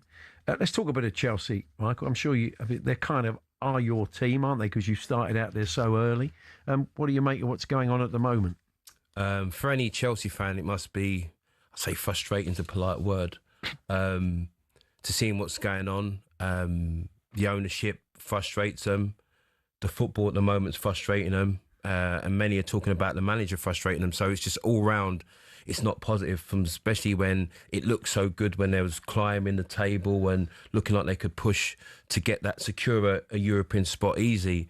And now it's just, it's just collapsed. Yeah. Have you ever seen a situation where players have gone away on international duty? I know players talk, but talk in the way that Chelsea players have talked openly about lamenting the loss of Maresca and basically saying Liam's a nice guy, but he hasn't got time to implement his things. And, between the lines, basically not having him.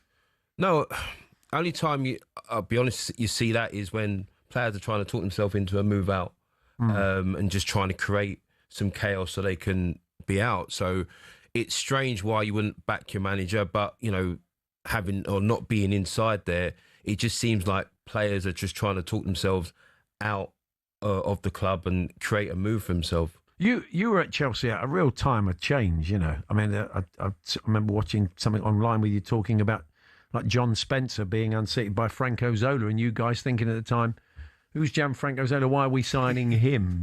But that was a Same real with Gullit and Viala. Yeah, a massive period of adjustment. You were there, weren't you? Glenn Hoddle, I'd say, sparked the change. Being a young kid, walking down the corridors of a university at Harlington, and Ruud Gullit walking down the corridor, you're thinking, oh my word. Yeah. And then from then, the players just came, and it was just changed, and it happened very quickly, and the club just, the identity of the club changed. And now it grew, but you look now, talking about change, it's changing the wrong way. And the standards were set so high, and I don't think they're being fulfilled in the way that they should. Yeah. There's sort of common things that work in football, and a lot of it's to do with balance and blend. And every single pundit, everybody knows you have to have some old players. You had young players, but you had Ruud Gullit when he came to Chelsea, he was about 36, wasn't he? Something like that. You have to have that. I don't know why these people think they're so clever that they can game the system, that somehow they're the first team ever not to need any experience. I don't get it. Yeah, it's say it's strange. They're going their route, and I think it's not upsetting a few. It's people saying it doesn't work and it hasn't worked. And even, you talk about the class of '92, they were sprinkled amongst some senior players. So it wasn't like the class of '92 won everything. They were sprinkled against some old heads that managed the game when it was on there. And you do need senior players to manage the game and help these young players. And you can see the results are a result of inconsistency, which you get with young players. You go through a phase where you win 3 or 4 and look good, and then you'd switch off and lose 3 or 4, and that's due to the age. And that's no disrespect to any Chelsea player playing or any young player playing. It's just how it is, and it's never been a thing that's any different in football. How much did you benefit from having those sort of senior heads around you as a young player then, Mike? Oh, loads. I mean, I had Marcel Desailly, Mark Hughes, Wisey.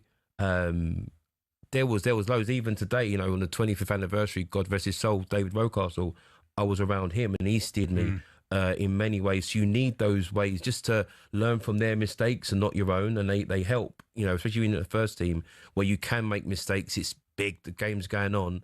Just old heads to calm you down and allow you to play your football in a calm environment. Isn't that the case in any walk of life, in any business? You can't just have young people. You have to have some experience and people who know what they're doing.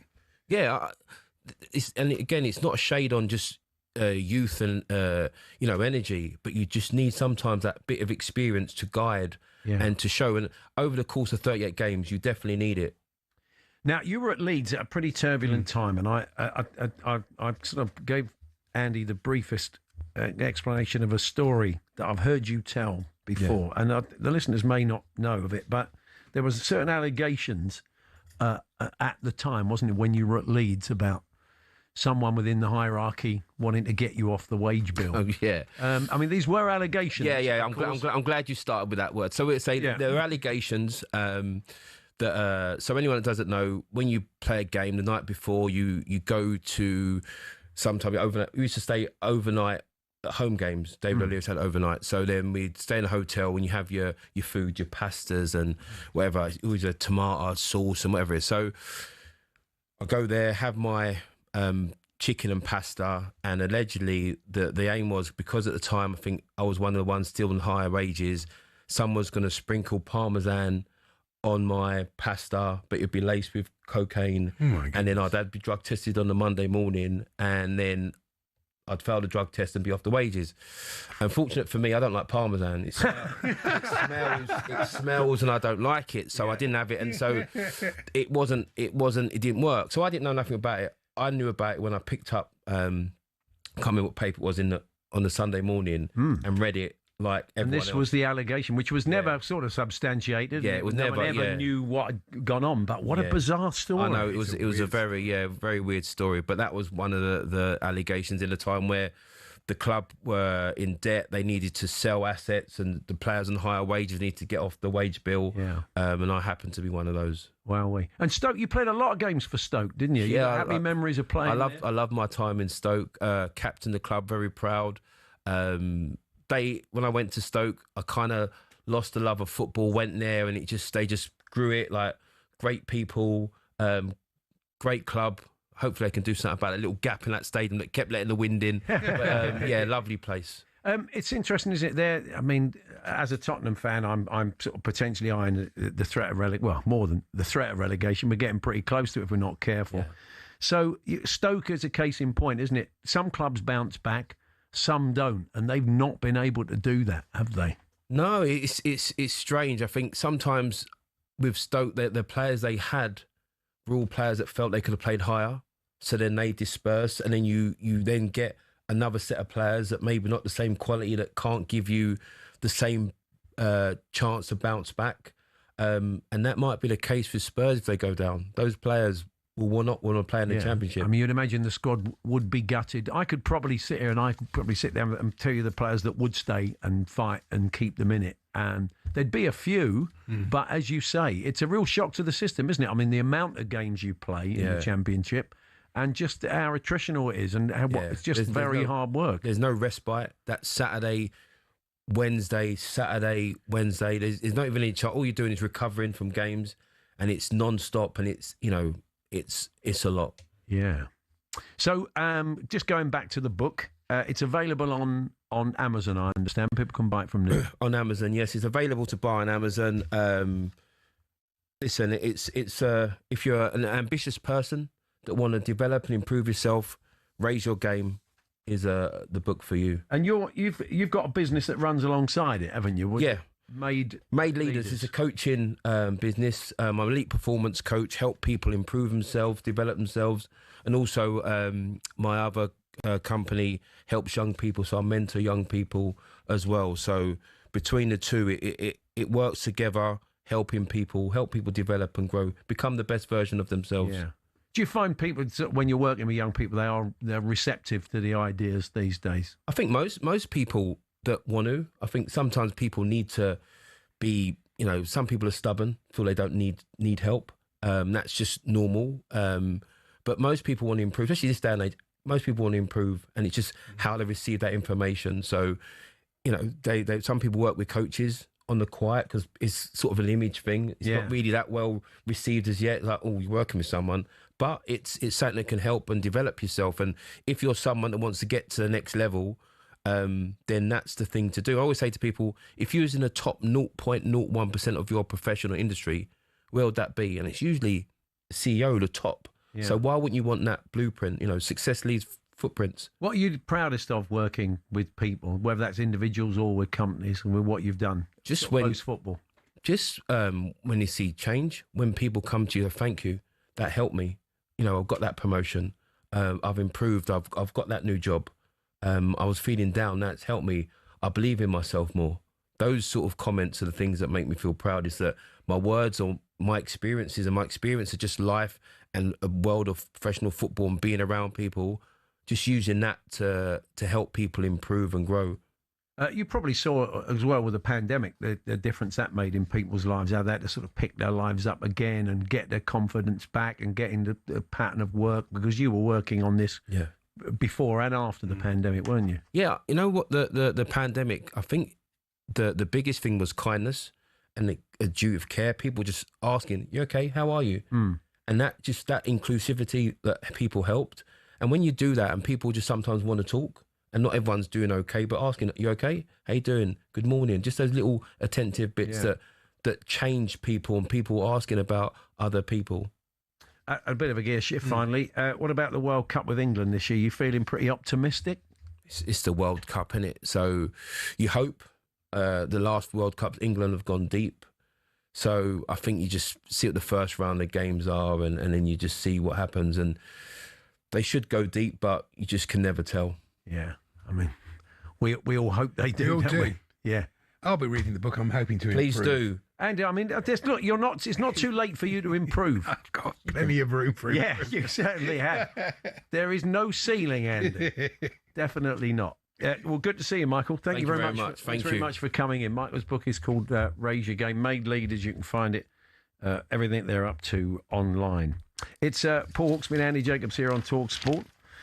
Now, another route for young players, potentially, that don't make it, maybe coming out of academies and from all different sorts of backgrounds, is an opportunity to go out and maybe study in the States and play the sport they love. And Tom Baker takes people out there to do just that. And he's back over in the UK. He's got a couple of other things coming up, which he's going to pop in and tell us about. He's spending a lot of time in the States in the build-up to the World Cup. So we will be chatting to him. Will Gavin will join us. He's been having a chat with one of the top coaches in the world of NFL today, a British coach. And we'll talk Newcastle before we hand over to Andy Goldstein and Darren Benton Drive. Still no white smoke from the lane. They've been talking for 24 hours. It must be a hell of a deal he's putting together with Zerbi. But it's inching ever closer, and as soon as it's confirmed, we will bring it to you. We're here, of course, with Tool Station. Get your Toolbox essentials this spring with big savings on screws and fixings. Next stop, Toolstation.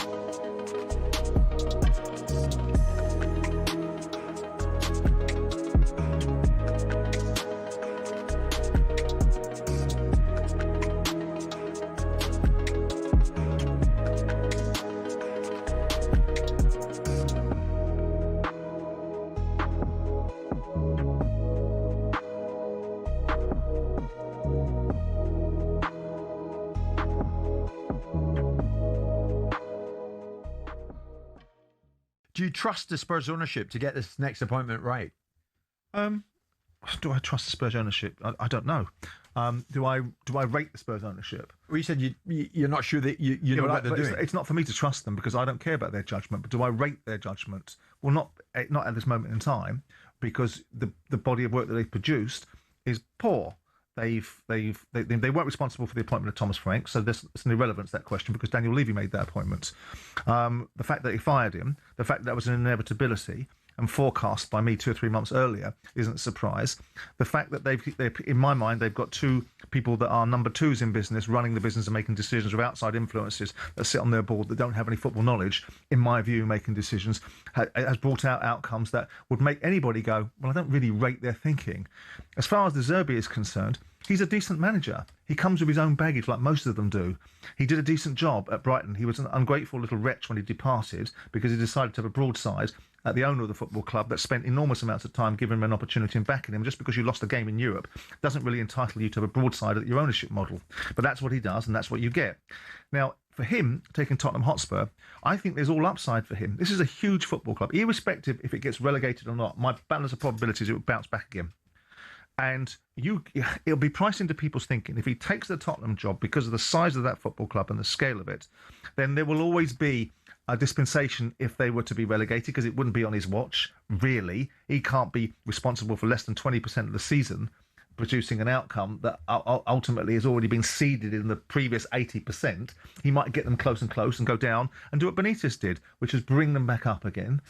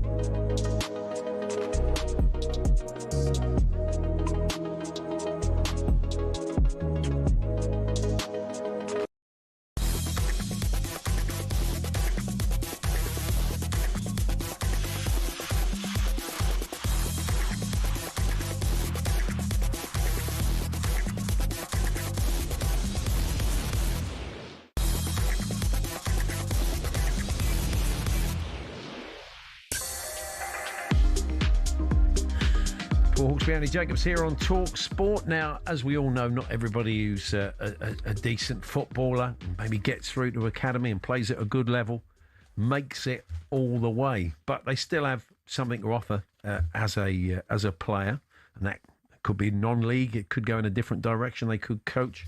One of the other options is to go out and study. Certainly in the States, where they're very keen to see sort of young British players go out there. And spotting a gap in the market, Tom Baker, who we spoke to on Zoom last November, has been doing just that, taking people out from the UK and offering them a showcase to top US universities. And he's in the UK now, and he's popped into the studio. Hello, Tom. Hello, thanks for having me. When we spoke in November, you said you had a very good reaction to our chat from people. Yeah, it was brilliant. I think it kind of opened the door to a lot of people that didn't know about it in the first place. It is a bit of an unknown quantity heading to the US on a scholarship at university, and a lot of kind of players and parents of players kind of reached out and said, look, this might be a pathway that my son or daughter could look at if it doesn't work for them at the particular club. So yeah, it was a brilliant reaction to it. Is it right that, I know this is in the American sports, that you can't just do the sport, you have to do a degree, don't you? You can't just play football. Yeah, exactly that. So any of our student athletes that head to the US to play sport, they'll also be going there to study for a degree. And that degree can then last them a lifetime, right? They'll give it their all in the sport for 4 years. If it works out, they go and turn professional, and amazing, brilliant.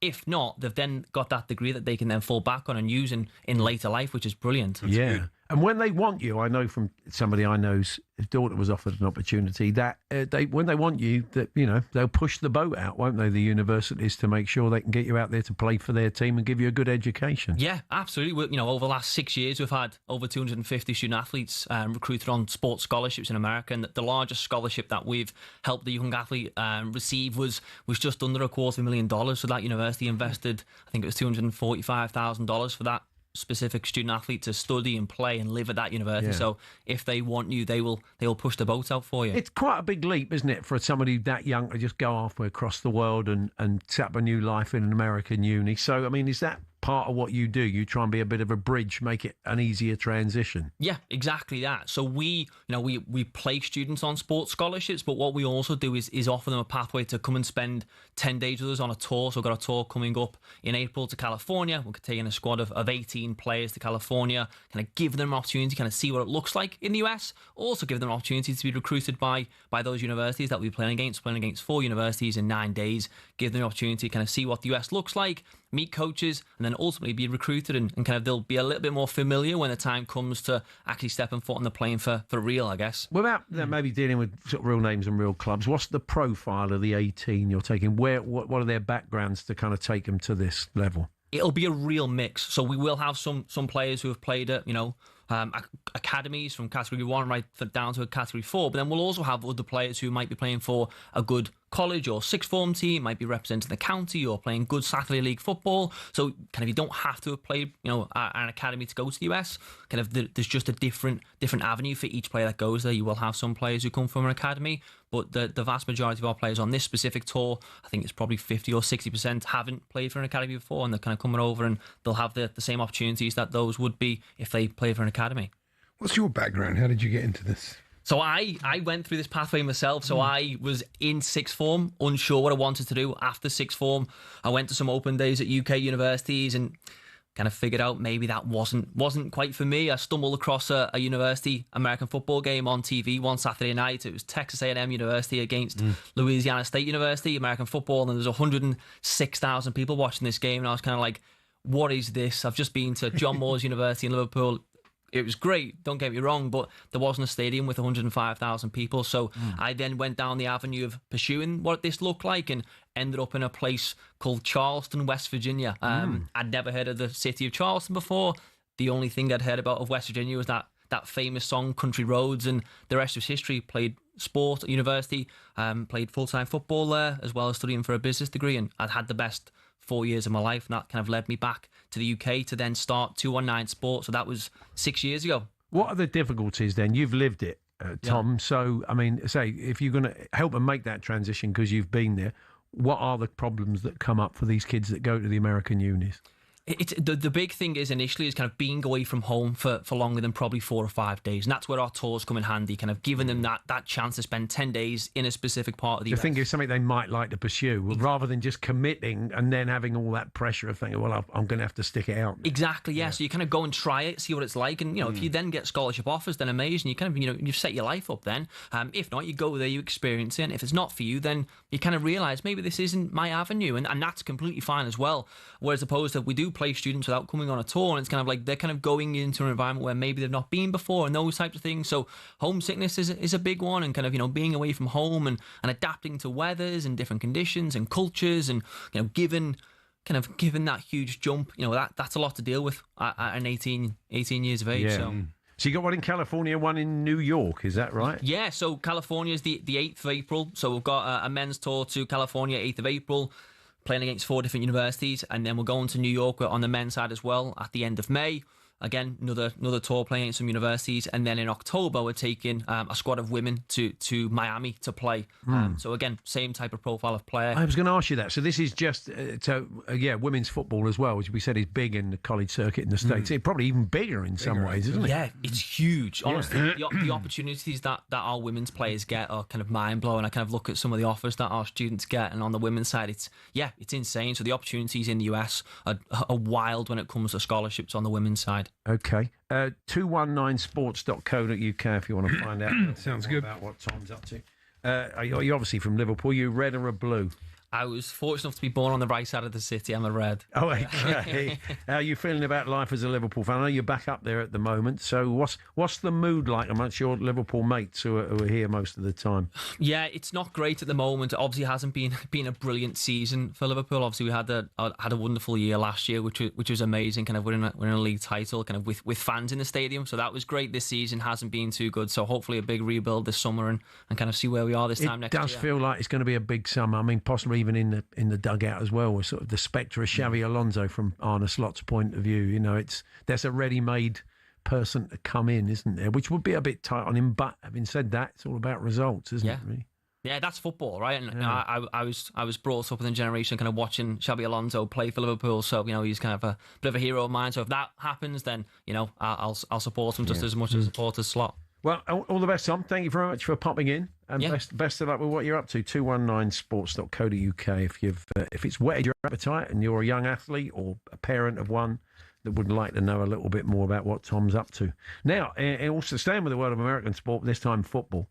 It's Adenderd, isn't it? I mean, the man with the most mispronounced name in American sport. A Seattle Seahawks defensive coach who got a lot of publicity when they won the Super Bowl recently, has been having a chat with our own Will Gavin. And we'll hear some of that and have a chat with Will.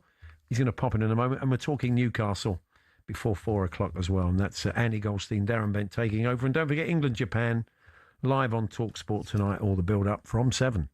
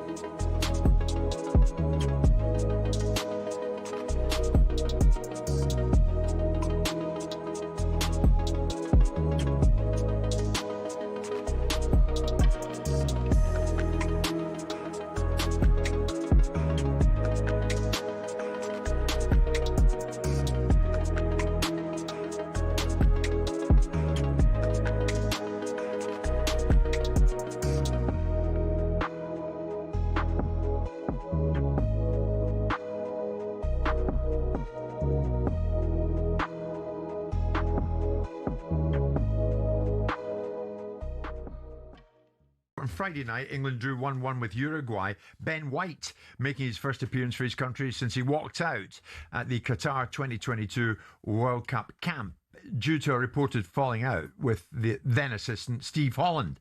So, Ben White on Friday night, Martin, a bit of an eventful night for Ben, to put it mildly. He gets booed when he put the ball in the back of the net, and he gave away the penalty in the 94th minute to see the game finish 1-1. And he was booed as he came off. Jonathan Norcroft in the Times, it's an angry world and modern football crowds exhibit it. but booing a player after scoring for your country is still difficult to comprehend. Supporters do need to hear Ben White express some sort of regret. White is shy, but it's not too much to ask him to talk. We didn't hear from Ben, but we heard from Tuchel on the booze. Disappointed if our players are booed. I understood that it happened before to players and they went through it and took it on the chin. Still, I don't like it. Still, I'm disappointed. I will always protect my players. He did so well in training and he almost scored for us, so it could have been a perfect comeback. But it was mixed reactions. It was not only boos, some cheered, so let's hope we put this behind us. Martin, Jonathan Norcroft in the Times were saying that maybe if he's going to continue his international career, Ben White, he should explain himself what happened. Maybe speak out about the events from those years ago. Supporters do need to hear him express some sort of regret.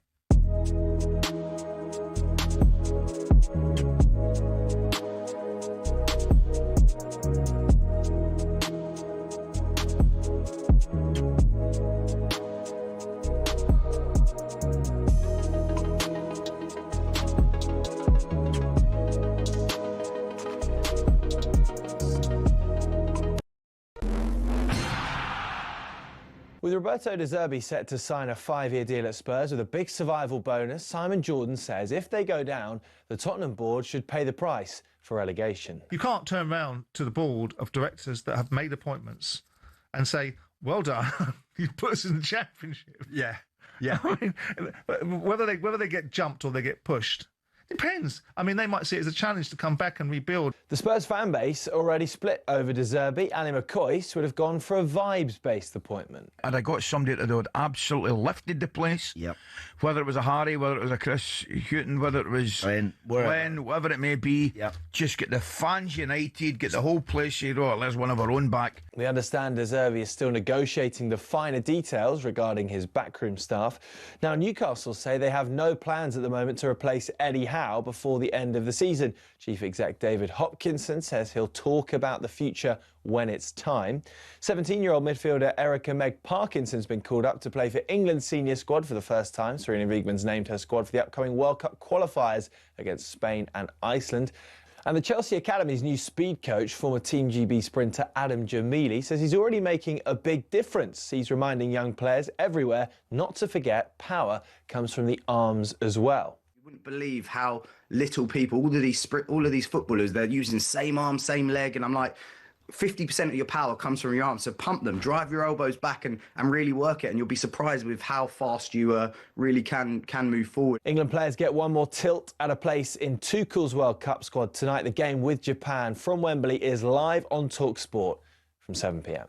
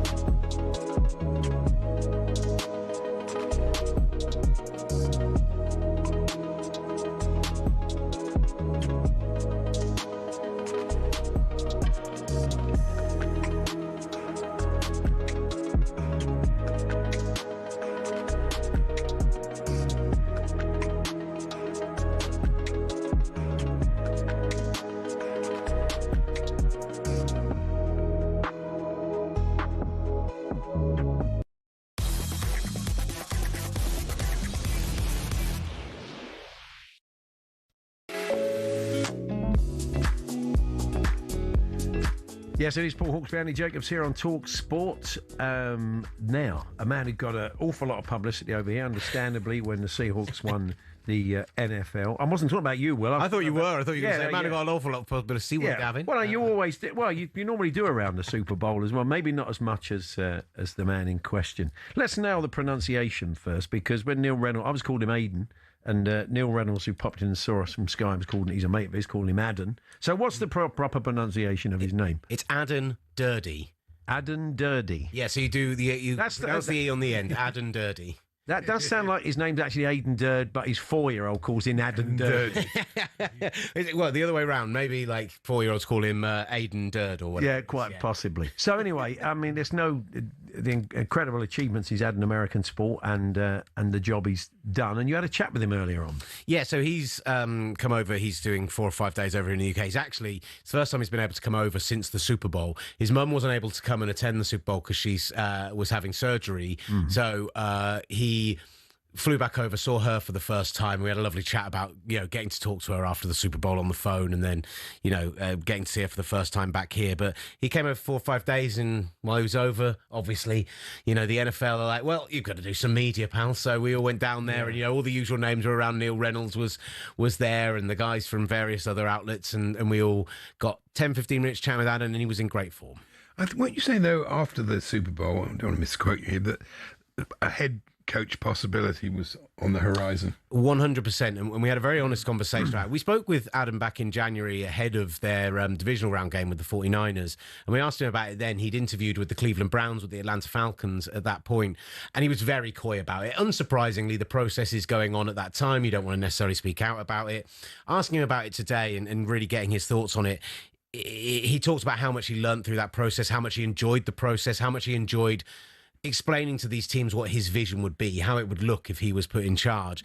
And then, obviously you go on to that conversation of, well, is that the ambition? Is that where you want to be? Do you want to be the first British NFL head coach? And he said, look, from his perspective, it'll happen when it happens. And actually, if I'm honest, I suspect what may happen is we've just had the most head coaching opportunities in one off-season in the last 2 decades. 10 teams got a new head coach this year, which normally the number is around 6 or 7. And so I wouldn't be that surprised if we get to next off-season and only 3 or 4 teams end up moving on, and that's going to make it very difficult for a first-time head coach, defensive side of the ball, British guy. So it might be a couple of years before he gets it, but I really think he'll be the first British head coach in NFL history. Is being a British guy a hurdle? Is there that fear of somebody saying, well, it was never going to work because he's British? I mean, which is nonsense, but... Yeah, I suppose Do you know what's really funny? We asked a bunch of guys about this. We asked Leslie Frazier, 3-time Super Bowl winner, who was assistant head coach on this team this year. We asked a bunch of his players about it. And actually, it's funny, just overnight, they've announced that the Seattle Seahawks are going to be the participants in this year's Hard Knocks. First time a Super Bowl champion has ever been the team on Hard Knocks, which is fascinating. And if people aren't familiar, it's a pre-season. I think people do they saw the Man City Amazon documentary. It's very much in that style. Oh, right, okay. Behind the scenes, you get all the inside knowledge. But he did it when he was with the Cowboys in 2021. And there's a very funny scene where he's late for a meeting and all the defensive line players are doing their British accents, going, no, you go up and be Coach AD, you go and do it. But actually, everyone has always said, it's never a problem as long as he's coaching you hard and teaching you lessons, and I've never, ever thought about it. And actually, a lot of them are like, it sounds smarter coming from him, so we maybe take it on like board a British even more. accent. Yeah, exactly. The trouble is sometimes they tune out. They're just listening to the accent. They're not listening to what you're saying, which can be a problem. No, it's given me a career, Paul. This is exactly why I am managing to still be on air, is because the Americans love my accent. So, look, it was really lovely chat. And actually, I got a chance to ask him. We saw him in the locker room immediately after the game, and he told us about calling his mum and everything else. But I asked him whether he'd managed to have a quiet moment, really, immediately after the Super Bowl to reflect on just what he'd been able to achieve. For example, I remember after the Super Bowl, we came back on the bus, and my wife, she left earlier with my kids because we had to do the media thing with you guys. And I got back with the players, and then we went upstairs to get ready to go to the after party, and I just looked out the window, and I saw there's a line of cars, queuing up outside the hotel, and I'd been on the other side thinking, I wonder what they feel like in the hotel right now. And then just to know and it was just I actually thought that when I looked out the window. And there's small moments like that where you're just where you'll be doing something and you just think you've been completely on the other side of that, and you've always wondered what it's like, and you just know what it's like, and it's a good feeling. Very exciting. Yeah. What about Super Bowl ring? Has he got one of those yet? He doesn't yet. We did ask him about that. They get it in June. The design hasn't been officially released yet, although they are getting crazy now. When the Rams won it in their home stadium, the top of the ring came off to reveal a diamond-encrusted remodel of their stadium on the ring. Blimey. And they always list like, there are 4,100 diamonds within this ring because we won 41-12 or whatever, and all those things. So we haven't seen that design yet, but he said when he gets it, he's going to come back and let us have a look at it. So they did have the Lombardi. They did bring the trophy over. You saw it next to him there. That's the actual trophy. Wow. They brought it over. Somebody from the NFL had to be there with white gloves for the entire time to make sure we didn't touch it or move it or anything. But no, it's the actual. Yeah, he came over with the trophy, but the ring will be coming pretty soon. We have another clip from him as well, don't we? Is that right? Yeah, so the big off-season news for the Seahawks, Super Bowl teams, they lose a lot of talent. It's generally the rule because their big-name free agents can get big money elsewhere because they've just won a championship. But one guy they have managed to keep hold of is the wide receiver Jackson Smith-Njigba. He went into last year and he was never considered necessarily a guy who was going to be at the very top of the rankings. And instead, he became the first wide receiver in NFL history to lead the league in yards whilst also playing for the #1 team in the country. And so he had a phenomenal year. He was phenomenal in the playoffs. A little quiet in the Super Bowl, actually, because they didn't have to throw the ball too often. But he just got a deal which paid him $42 million a year on a 4-year extension. Wow. The highest ever for a wide receiver. And so I asked how a guy goes from being unexpected to suddenly being the highest paid receiver in all of football. It's the reason why he got paid. It's that when you mix talent with someone that treats their job like it's the most important thing, you get a guy like that, don't you? And all testament to the kid. He's as good a person as he is a player, and it's just like I'm super happy for him. I don't think anyone came into the year as good as he'd been. With DK going, with Tyler moving on, I don't think anyone kind of looked at it and went, that's going to be the #1 receiver in football this year. And we came out the other end talking about him that way. Training camp, though, he was I felt it made the DBs better because they were covering such an elite guy, and we play a lot of match coverage, and I think it helped our guys throughout training camp. Good stuff. We're not that far off the draft, are we? It's next month, towards the end of next month. Yeah, no, we were putting plans in the diary for it today, so we'll do the first round live on talkSPORT 2 and also on the talkSPORT USA YouTube channel, where after 6 p.m. today, you'll be able to see that interview with Adam Dirty in full, and also on the talkSPORT website at talksport.com/NFL. And yeah, we'll be doing full, extensive draft coverage. We're going to be getting prospects on. We're going to go heavy after it, and we'll do the first round live on radio as well. So it's always really good fun. Excellent. Thanks, Will. And so people can hear more of that chat, can't they? talkSPORT USA on YouTube. It'll be up there at 6 p.m. today. Nice one. Thank you for Thank you, guys. Will Gavin there. Still to come then, we're talking a bit of Newcastle. We're going to hear from Derek Chisora, who's been talking to talkSPORT in the last hour or so. That's coming up shortly. We're here with Tool Station. Check out their wide range of garden power tools with brands such as Bosch and Ryobi. Next stop, Tool Station.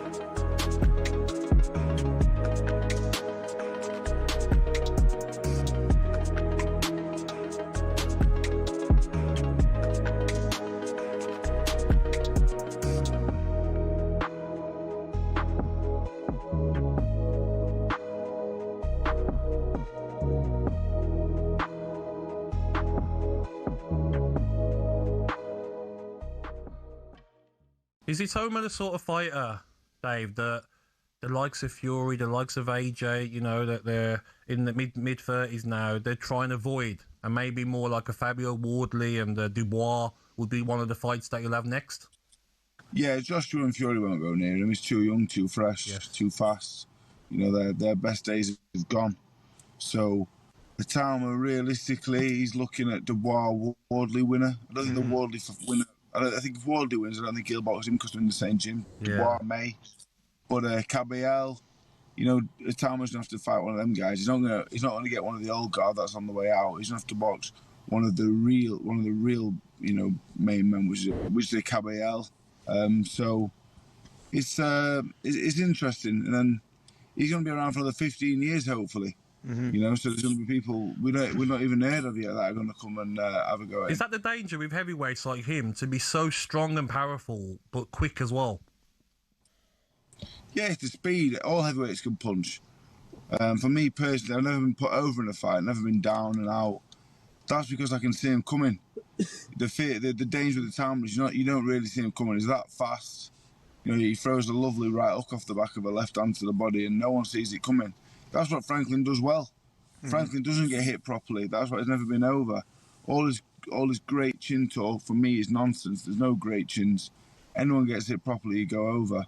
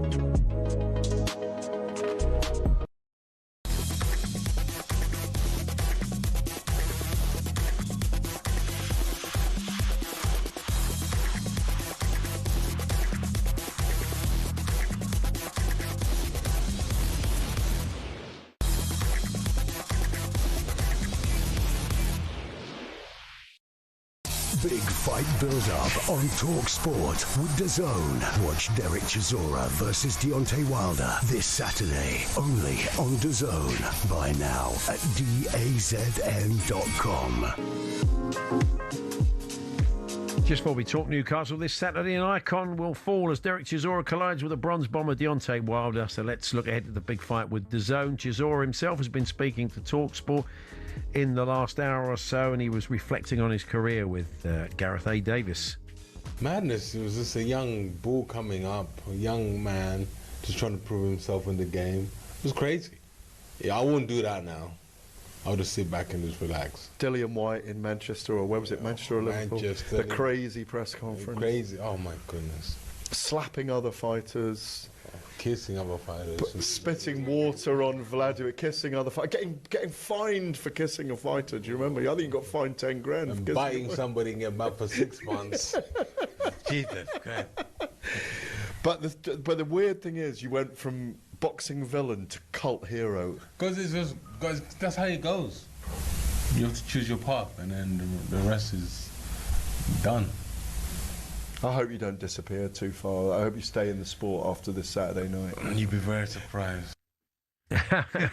Well, it's never boring with Derek. He's been in a few times with us, and isn't he? He's always good value. But that was a look ahead to Chisora Wilder with DAZN. Don't forget you can watch it live this Saturday only on DAZN.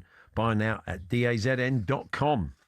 Big fight build-up on talkSPORT with DAZN. Watch Derek Chisora versus Deontay Wilder this Saturday, only on DAZN. Buy now at DAZN.com. Now we turn to Newcastle finally today, and comments from the Chief Exec of Newcastle, David Hopkinson, on the club's future, which did include the phrase, "We're not looking to make a managerial change at the moment." I don't know. Eddie Howe views that. No one's job is ever completely safe, but it has been a pretty turbulent season. Writing about that today and some of the issues around PSR that they're still fighting with is Craig Hope, the Mails man up in Newcastle. Hey, Craig. Afternoon, guys. Yeah, I say it wasn't the force and backing of Eddie, was it really? No, it wasn't. And you remember, this was an accountancy briefing we walked into yesterday, and never have a set of numbers been so exciting, the fireworks which emerged from a briefing about the club's accounts. So, yeah, inevitably afterwards, given the last home game was a 2-1 defeat by Sunderland, which threw up so many questions about Eddie's future, the conversation with David Hopkinson did turn to the manager. And if you rewind to September, October time, when we spoke to David when he first came in, there was real unequivocal backing for Eddie Howe. You know, he called him the club's Bruce Springsteen, the rocket star. They had to give him what he wanted to perform. Now, yesterday, it was as much about what he didn't say. The answer was rather clipped. He said he didn't really have a stance on Eddie's future, and they weren't looking to make a change at the moment. Now, I think it was the absence of words which then allows supporters, journalists, whoever else, to go and fill the gaps. Now, it's my job on the back of that briefing to come away and try and determine the truth. And I think I've written about that this morning in the Daily Mail and Mail Online. Now, what is the reality of those comments and of the current situation? It's not a case of David Hopkinson and the club saying to Eddie Howe, you've got 7 games to save your job. Not at all. Everyone's still on the same page. There's been no falling out. Eddie's still got the support internally of the hierarchy within St James's Park. But because there's so much uncertain about the club in terms of on the pitch, off the pitch, big names going in the summer, what the budget will be or not will be, Champions League football or not. That is why there's just this element of the unknown. What does Eddie think? What do the club think? Everything has been parked until the end of the season. And because of that, that's why there is the doubt over Eddie Howe's long-term future. I've got a good friend who supports Newcastle. We had a long chat after Newcastle won at the Bridge, and he loves Eddie Howe, but he absolutely hates the financial rules that stop Newcastle competing. And you have to admit, he's got a point, hasn't he? How are we ever going to get this sort of competitive balance if these teams that could compete with the top teams like your Arsenals and your Manchester Uniteds aren't allowed to because they can't invest in the team?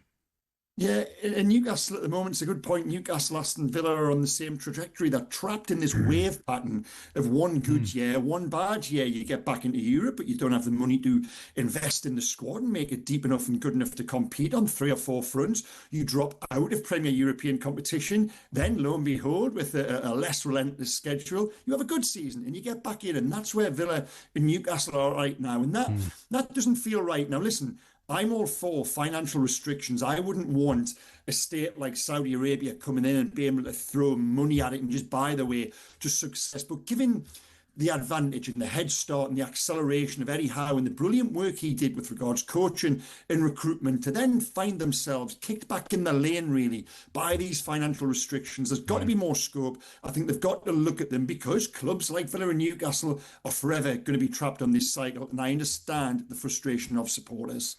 There's a lot of talk about Tonali, isn't there, and Anthony Gordon, and a feeling that you've said in your piece that they may have to sell to buy. Yeah, and this comes back to the financial rules as well. Now, last summer, Newcastle sold Alexander Isak for £125 million, but they then went and invested £250 million on the back of that. And for everything we've just spoken about in the previous answer there, these financial rules do not then allow you to continue to invest. You've got to balance the books. And this summer, Newcastle have found themselves in a position whereby if they don't make the Champions League, they are going to have to sell to buy to generate those funds, whether that's a Tonali, Gordon, Livramento, remains to be seen. But certainly, given Newcastle are currently 12th, unlikely to finish in the top 5, I expect at least one, if not more, of those big names to go. And you need a bit of churn, and you maybe need to turn over some of those players that are getting on a bit and bring in new prospects to kind of work with them in the transition. And that's proving difficult as well, isn't it? Yeah, trading, clubs now have got to trade. This has been the message of David Hopkinson, the new sporting director, Ross Wilson, and Newcastle, because they haven't bought any players, senior first-team players, in 5 of the last 6 transfer windows. Quite remarkable when you think in that time they've been in the Champions League twice and won the Carabao Cup. It speaks to the brilliant job Eddie Howe has actually done. Now, because of that, yes, this squad has almost reached an end of cycle, if you like. There's Nick Pope, there's Kieran Trippier, there's these good, brilliant players over the last 5 years. Dan Burn as well through in there, even though Dan Burn is still doing a very good job. But there's quite a few who are really the phrase they're using internally, the end of that cycle. How do they go again when your hands are tied with regards financial rules? Well, the club have got to find ways to push back on that. That is the reality of it.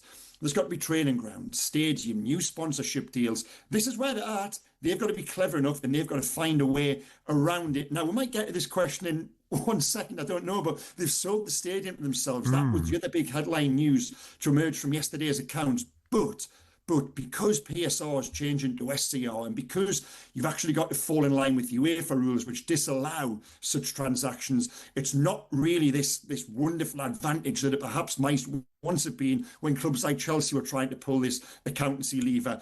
So they're doing all they can, but it's still not enough. A really tough summer awaits them. There is a few... like Real Madrid selling their own training. Yeah, well, exactly. That's why they've closed the loophole. Yeah, exactly.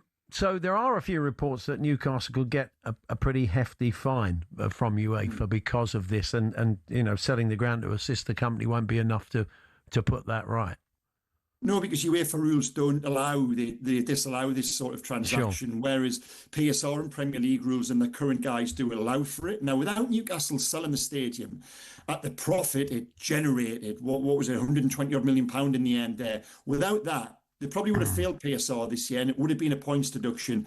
That doesn't then allow them to get around UEFA's financial restrictions. So this is a developing story, given there was a lot to take in yesterday, but it could be that they are facing UEFA fine. I think after this you're off to Wembley, Craig, for the England game. Yeah. So you're probably hoping for a bit more entertainment than you got last Thursday.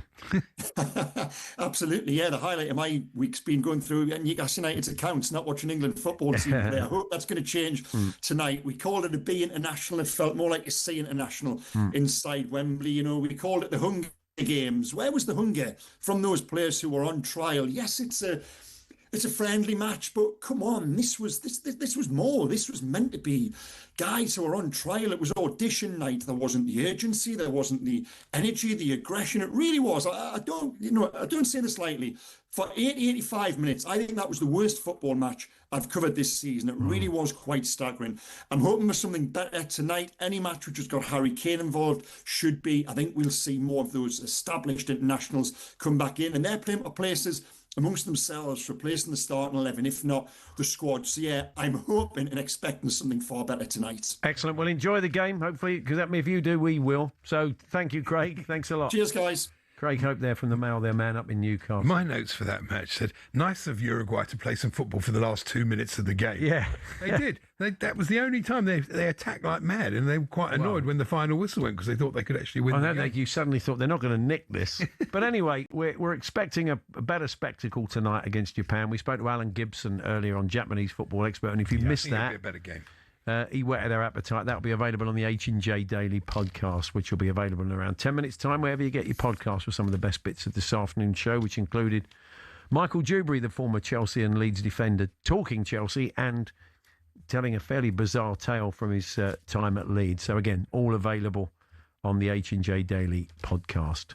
So that is us. Enjoy the game tonight. It's live on talkSPORT. All the build-up with Adrian Durham from 7. Commentary from Jim Proudfoot and Stuart Pearce from 7:45, and all the fallout, of course, in the sports bar. You can get your calls in after all of tonight's games, including those playoffs.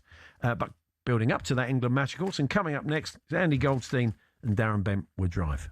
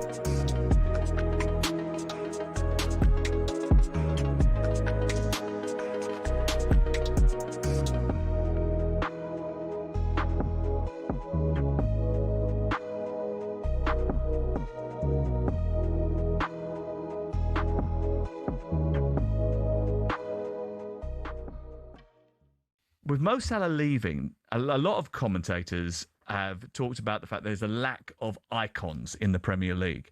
Obviously, last year we had De Bruyne leave. You've had, over the course of the last few years, you've had Ronaldo back fleetingly. You've had Ibrahimovic here fleetingly. But the big boys don't come to the Premier League, do they? I mean, Haaland is probably the only